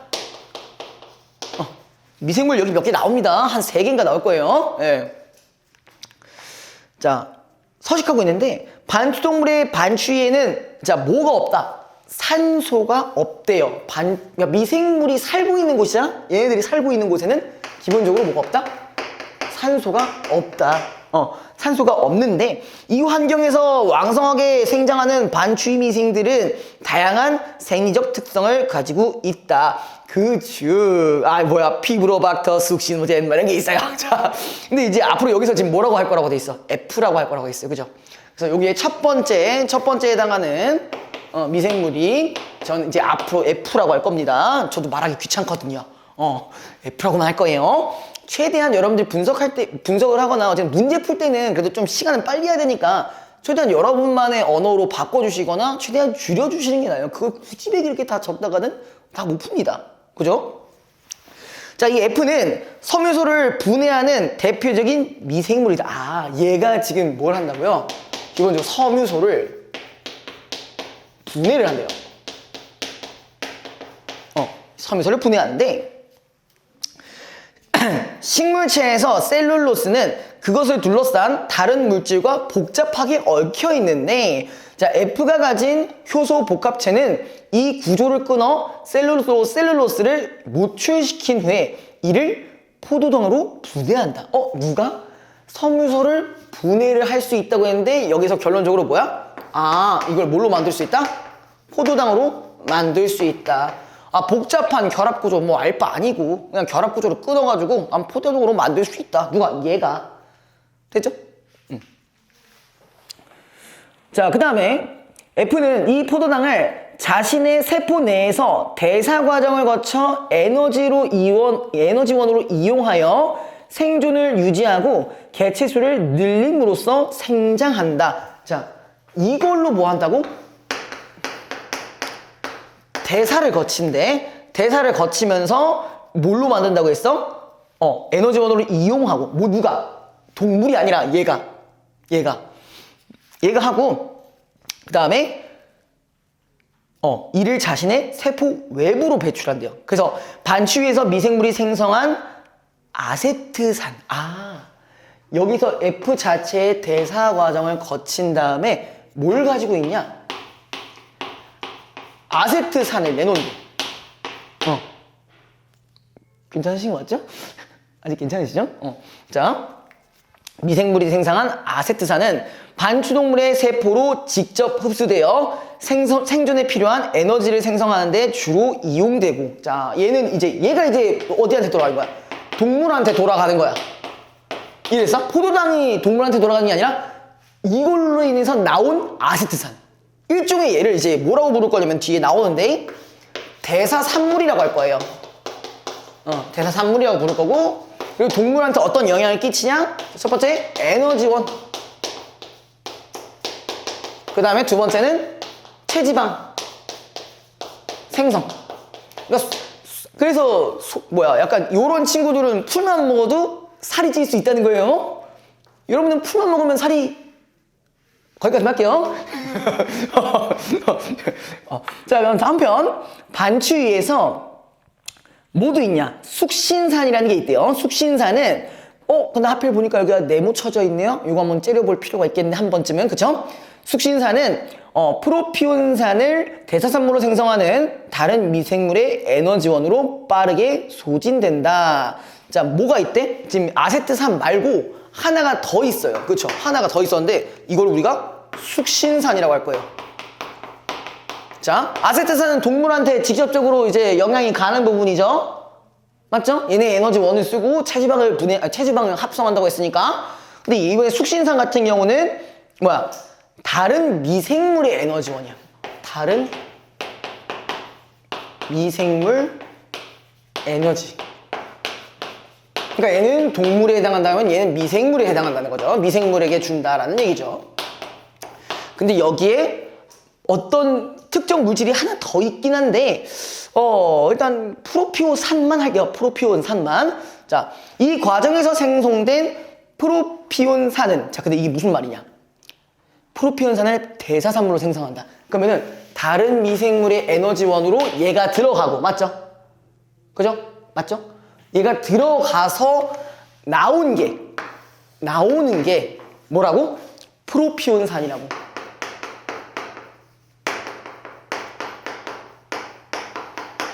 그러니까 얘도 지금 뭐라고 볼 수 있어? 다른 미생물들의 대사산물이야. 괜찮아? 응. 자, 반추동물, 이 프로피온산은 반추동물이 간에서 포도당을 합성하는 대사 과정에서 주요 재료로 이용된다. 그럼 얘도 누구한테 적용되는 거야? 얘도 동물한테 적용이 되는 거고. 아, 여기 적용되면서 얘도 마찬가지 포도당을 만들게끔 한대요. 그럼 얘도 마찬가지로 동물한테 포도당은 뭐야? 동물 자체의 에너지원이랑 다름이 없는 거죠? 구조 좀 복잡해요, 응. 괜찮으시죠? 아직까지는? 오케이. 자, 여기 끝났고. 이제 F 하나가 끝났어요. 자, 그 다음에 이제 두 번째. 두 번째는 반추위에는 비섬유소인 녹말을 분해하는 스트랩토코커스 보비스도 서식한다. 이 뭐라는 거예요? 그죠? 그냥 우리 앞으로 S라고 부를 겁니다. 네, S라고 부를 거예요. 자, 근데 처음에 F 같은 경우는 뭐라 했어요? 섬유소를 분해한다고 했어요. 근데 지금 S는 뭐라고 돼 있어요? 비섬유소를 분해한다고 했어요. 그럼 이 둘이 차이점 확실하죠? 맞죠? 여기서 비섬유소라고 했어요.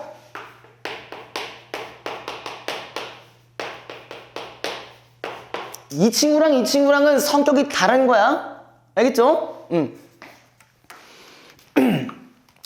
이 미생물은 반추동물이 섭취한 녹말을 포도당으로 분해하고 이 포도당을 자신의 세포 내에서 대사 과정을 통해 자신에게 필요한 에너지원으로 이용한다. 아, 얘는 어쨌든 간에 뭐라고? 녹말이라는 거를 포도당으로 분해하고, 그죠?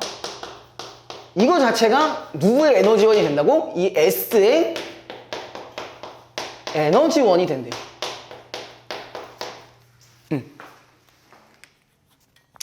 자, 이때 S는 자신의 세포 내의 산성도에 따라 세포 외부로 배출하는 대사산물이 달라진다. 잠깐만, 뭐에 따라서? 산성도에 따라 대사산물이 나눠질 수 있다라는 얘기네요. 그죠? 맞죠? 이 조건을 이제 잘 보셔야 돼요. 자, 첫 번째.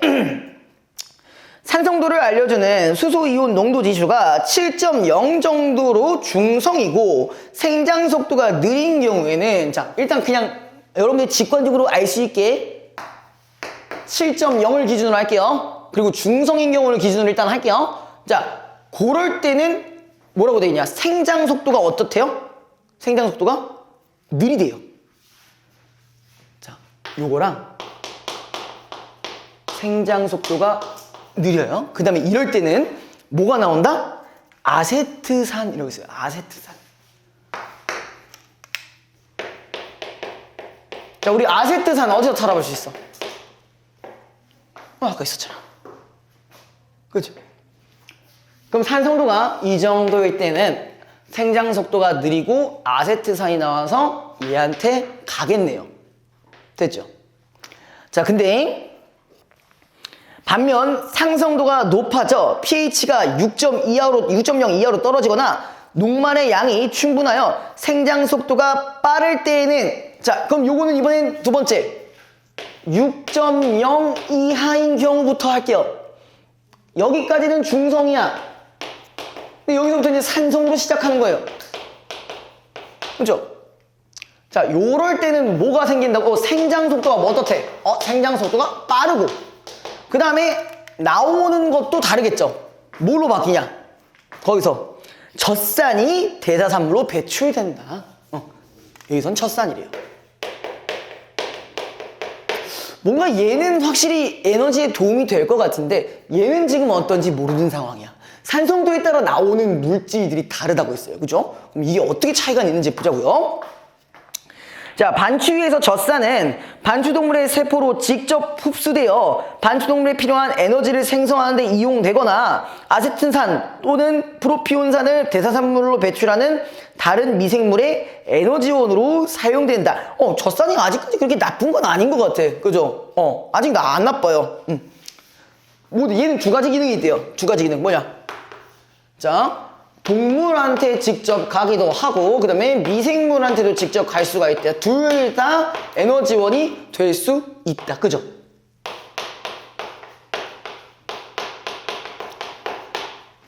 근데 이제 문제가 생겼어요. 뭐가 있냐? 그런데 S의 과도한 생장이 반추동물에게 악영향을 끼치는 경우가 있다. 왜 그러냐? 반추동물이 짧은 시간에 과도한 양의 비섬유소를 섭취하면 한마디로 뭐야? 식물을 먹는 게 아니라 그 초식동물이 고기를 조지면 그럼 고기를 조지면 어떻게 된다고? 잣된다고. 우리는 우리는 그렇지 않잖아. 고기만 먹는다고 잣대 나잖아. 고기만 먹으면 잣된대요. 뭐라고 돼 있어요?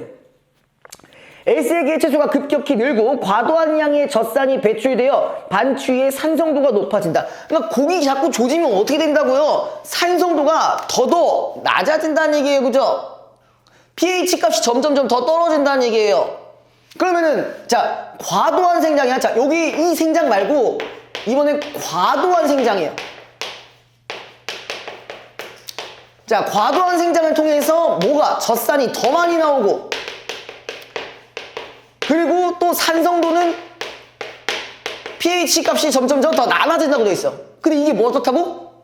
위험하대요. 부정적이래. 자, 이거 부정적이라고 생각하면 되겠네요. 그죠? 네? 뭐라고요? 아, 죄송해요. pH 값만 생각해가지고.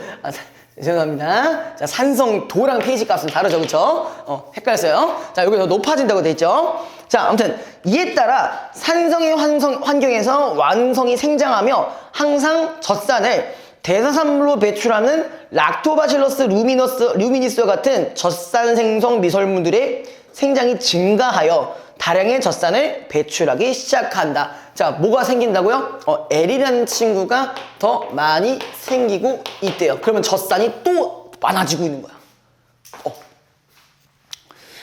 자, F를 비롯한 섬유소 분해 미생물들은 자신의 세포 내부의 pH를 중성으로 일정하게 유지하려는 특성이 있는데, 자, 뭐라고요?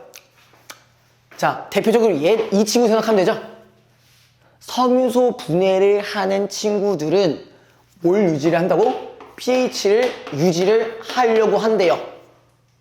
근데 봐봐, 이렇게 산성도가 엄청나게 높아지면은 젖산 농도의 증가로 자신의 세포 내부의 pH가 낮아졌을 경우에 자신의 세포 내의 항상성을 유지하기 위해 에너지를 사용함으로 유지하려고 하는데, 만약에 산성도가 높은 경우에는 생장 속도가 감소해. 왜? 이걸 유지하기 위해 에너지를 엿다 쓸 거거든. 그러면 더 이상 성장하지 않고 생존하려고 유지만 하려고 해요. 그래서 에너지를 사용하기 때문에 생장이 감소하고, 만약 자신의 세포 외부의 pH가 5.8 이하로 떨어지면, 자, 또 구체적인 숫자가 나왔죠. 자, 여기다 넘어갈게요. 자, pH가 5.8 이하인 경우에는 에너지가 소진되어 생장을 멈추고 사멸하는 단계로 접어든다. 잠깐만.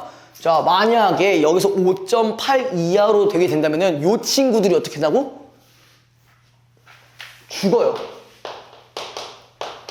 사멸해요. 누가? 섬유소 애들이 그렇게 된다는 거예요. 자, 이와 달리 S와 L 뭐였어? L과 S 비섬유소 애들이죠. 맞죠? 여기 좀 헷갈리면 여기다 다시 옮겨드릴까요? 원래 이렇게 되는데, 자, 여기도 기준이 있었죠. pH 5.8 이하면 더 이상 유지도 못하고 사멸한다. 이 섬유소 애들이니까 여기 그냥 따로 차라리 두는 게 나을 것 같아요. 그러면 좀 헷갈릴 수 있으니까. 자, 근데 S와 L은 상대적으로 산성에 견디는 정도가 강해 자신의 세포 외부가 pH가 5.5 정도까지 떨어지더라도 이에 맞춰 자신의 세포 내부의 pH를 낮출 수 있어. 자신의 에너지를 세포 내부의 pH를 유지하는데 거의 사용하지 않고 생장을 지속되는데 사용한다. 자, 얘네들은 비섬유소 애들이니까 그럭저럭 유지가 가능해. 어디까지? 대충 한 5.5까지는 어느 정도 생장 속도가 생장이 지속이 돼요. 자, 근데 그러나 S도 자신의 세포 외부의 pH가 그 이하로 떨어지면 더 심각해진다는 얘기죠. 그때는 어떻게 된다고? 사멸하는 단계로 접어들고. 뭐 때문에 그래? 너요? 왜? 그래? 그래서 생장을 멈추고 사멸하는 단계로 접어들고 산성에 더 강한 L을 비롯한 젖산 생성 미생물들이 반추위 미생물의 많은 부분을 차지하게 된다. 자, 그렇게 되면 어떻게 된다? 반추위의 pH가 5.0 이하가 되는 급성 반추위 산성증이 발병한다. 그러니까 섬유소 애들이 싹 다 죽어버리는 거야. 산성이 되면 될수록 얘네들은 어느 정도 pH까지는 잘 버텨주는데 그 이하가 되면 이제 다 뒤져버려, 다 죽는 거야. 미생물 다 죽음. 그러니까 얘는 고기만 조지면 안 되는 거야. 그죠? 자, 이제 문제 풀고 마무리 하시죠. 자, 33번. 윗글을 읽고 알 수 있는 내용으로 적절한 거. 사실 적절하지 않은 것보다 적절한 게 더 찾기가 짜증나죠. 자, 1번 볼게요. 섬유소는 사람의 소장에서 포도당의 공급원으로 사용된다. 그럴 리가 없죠. 네, 사람은 분해를 못합니다. 그죠? 자, 2번. 반추동물의 세포에서 합성한 효소는 자, 셀룰로스를 분해한다? 누가요? 반추동물의 세포다? 동물이 분해 가능하다고? 분해 안 된다고 했어요. 분해 안 되고 누가 한다고? 미생물을 통해 에너지로 환원이 가능하다라 했어요. 그죠? 그럼 엄연히 다른 말이죠. 틀린 말이죠. 자, 그다음 3번. 반추위 미생물은 산소가 없는 환경에서 생장을 멈추고 사멸한다. 잠깐만. 자, 어떤 부분은 맞는 것 같긴 한데 맞죠? 뭐야? 반추위는 뭐가 없어? 산소 있어 없어? 산소 없어. 그죠? 산소가 없는데도 잘 지속되죠? 잘 놀고 있죠? 그죠? 자, 마지막에 이제 4번. 자, 반추동물의 과도한 섬유소 섭취는 급성 반추위 산성증을 유발하는 게 아니라 뭘 먹을 때? 그 외에 비섬유소를 먹을 때, 육식 조질 때 그게 된다고 했었죠. 그럼 이거는 다르게 바꿔주셔야 되고. 자, 5번. 피브로박터 숙시노제는 자신의 세포 내에서 포도당을 에너지로 이용하여 생성한다. 자, F에 해당하는 것 중에 그 말이 있어 없어요? 포도당을 에너지원으로 활용한대. 그죠? 섬유소 분해하고 포도당으로 에너지를 생성하고 거기서 나온 대산물이 이거잖아. 대사산물이 이거잖아. 이거 무슨 말인지 알겠어? 너요. 무슨 말인지 알겠어? 모르겠어? 여기 다시 봐봐. 자, 그 45페이지에 A라고 나와 있죠? A에서 그러니까 3줄 정도만 더 내려가 보자. 거기 보시면 F는 이 포도당을 자신의 세포 내에서 대사 과정을 거쳐 에너지원으로 이용한다는 말 했잖아. 이게 딱 5번이랑 연결되죠? 바로 비교해봐. 왜 안 돼? 포도당으로 여기 팩트 있잖아. 숨은 그림 찾기 하면 돼. 윌린을 찾아라 하면 된다고. 윌린 좀 힘든가? 하면 되잖아요. 있어요. 되고 있습니다. 5번 됐죠, 그러면? 됐죠? 자, 그 다음에 34번. 윗글로 볼 때 A에서 C에 대한 이해로 적절하지 않은 거. 자, 이것도 나눠보실 수 있다고 했죠? 자, A가 뭐냐면은 F예요. 그쵸? 그죠? B가 S예요. 그 다음에 C가 L이에요. 아까 F, S, L.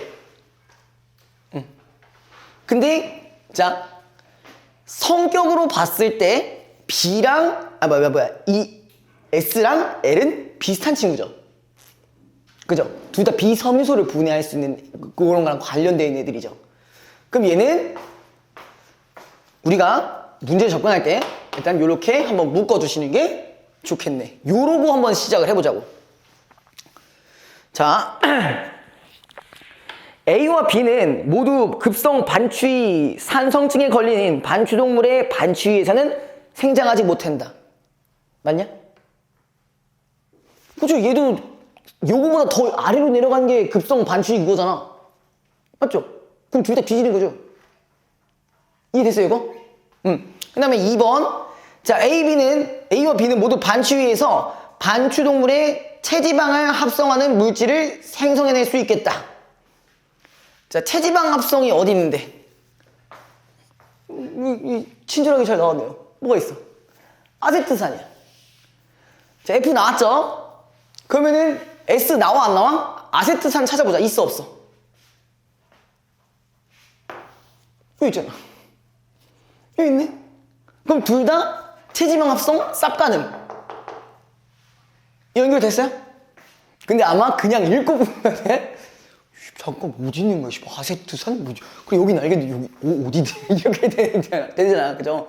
우리가 어쨌든 분석을 할 때는 이런 식으로 해주자고. 실제로 풀 때는 그게 좀 많이 축소가 될 수 있겠지만 지금 어쨌든 우리가 다 여기에 있는 것만으로 지금 찾아서 하고 있는 거잖아요. 그죠? 자, 3번. 반추위의 pH가 6.0일 때 A는 C보다 자신의 세포 내의 산성도를 유지하는 데 더 많은 에너지를 쓰겠다. 자, C는 뭐야? 어차피 이 새끼는 산성에서 와 개꿀 신나 이지랄 떠내고요. 얘는 어떻게 된다고 했어? 산성도가 높아지면 높아질수록 생장보다는 유지를 더 하려고 선택을 하고 있다고 했잖아요. 그럼 이거는 맞는 말이네. 산성도를 유지하는데 많은 에너지 쓴다. 이게 유지하려고 했잖아, 계속. 그렇죠? 4번. 자, B와 C는 모두 반추위의 산성도에 따라 다양한 종류의 대사산물을 배출하겠다. 자, B는 뭐야? 산성도에 따라 아세트산과 젖산 두 개 할 수 있죠? 근데 L은 뭐만 가능? 젖산만 가능. 그러니까 틀린 거죠. 4번이 정답입니다. 자, 그 다음에 이거 이해됐어요? 얘는 젖산밖에 안 돼. 자, 5번. 반추위에서 녹말의 양과 B의 생장이 증가할수록. 자, 요거 밑줄 한번 쳐보자. 요런 경우는 어떤 경우예요? pH 값이 낮아지는 거예요? 높아지는 거예요? 녹말과 막 이런 B가 생장을 해. 생장이 더 빨라져. pH가 낮아지고 있는 거예요. 그죠? 상황을 이렇게 설정해 주셔야 돼. 이런 경우가 이거였구나라고. 그 다음에 A의 생장은 감소하고, 그러니까 산성도가 높아지는 거, pH 값이 더 높아지면, pH 값이 낮아지면은 헷갈리네, 산성도랑. 얘가 더 낮아지면은 얘의 생장은 당연히 감소하죠. 그죠? 그 다음에 C의 생장은 증가하겠다. 이게 졸라 많이 생기다고 했잖아. 산성도 낮아지면 낮아질수록. 그죠? 그래서 답은 4번입니다. 자, 그 다음에 35번.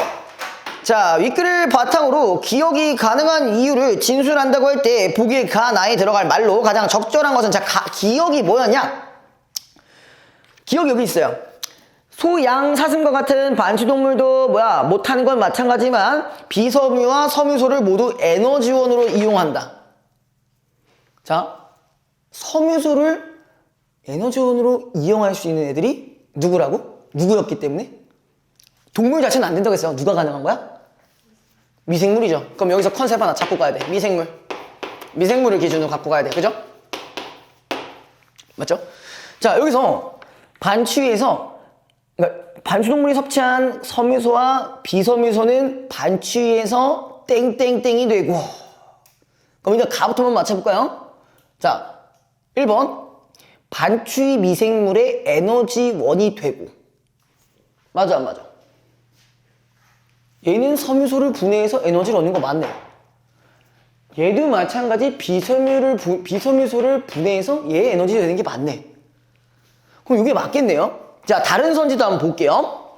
자, 3번, 4번 같은 경우, 3번 같은 경우, 3, 4, 5죠, 3, 4, 5.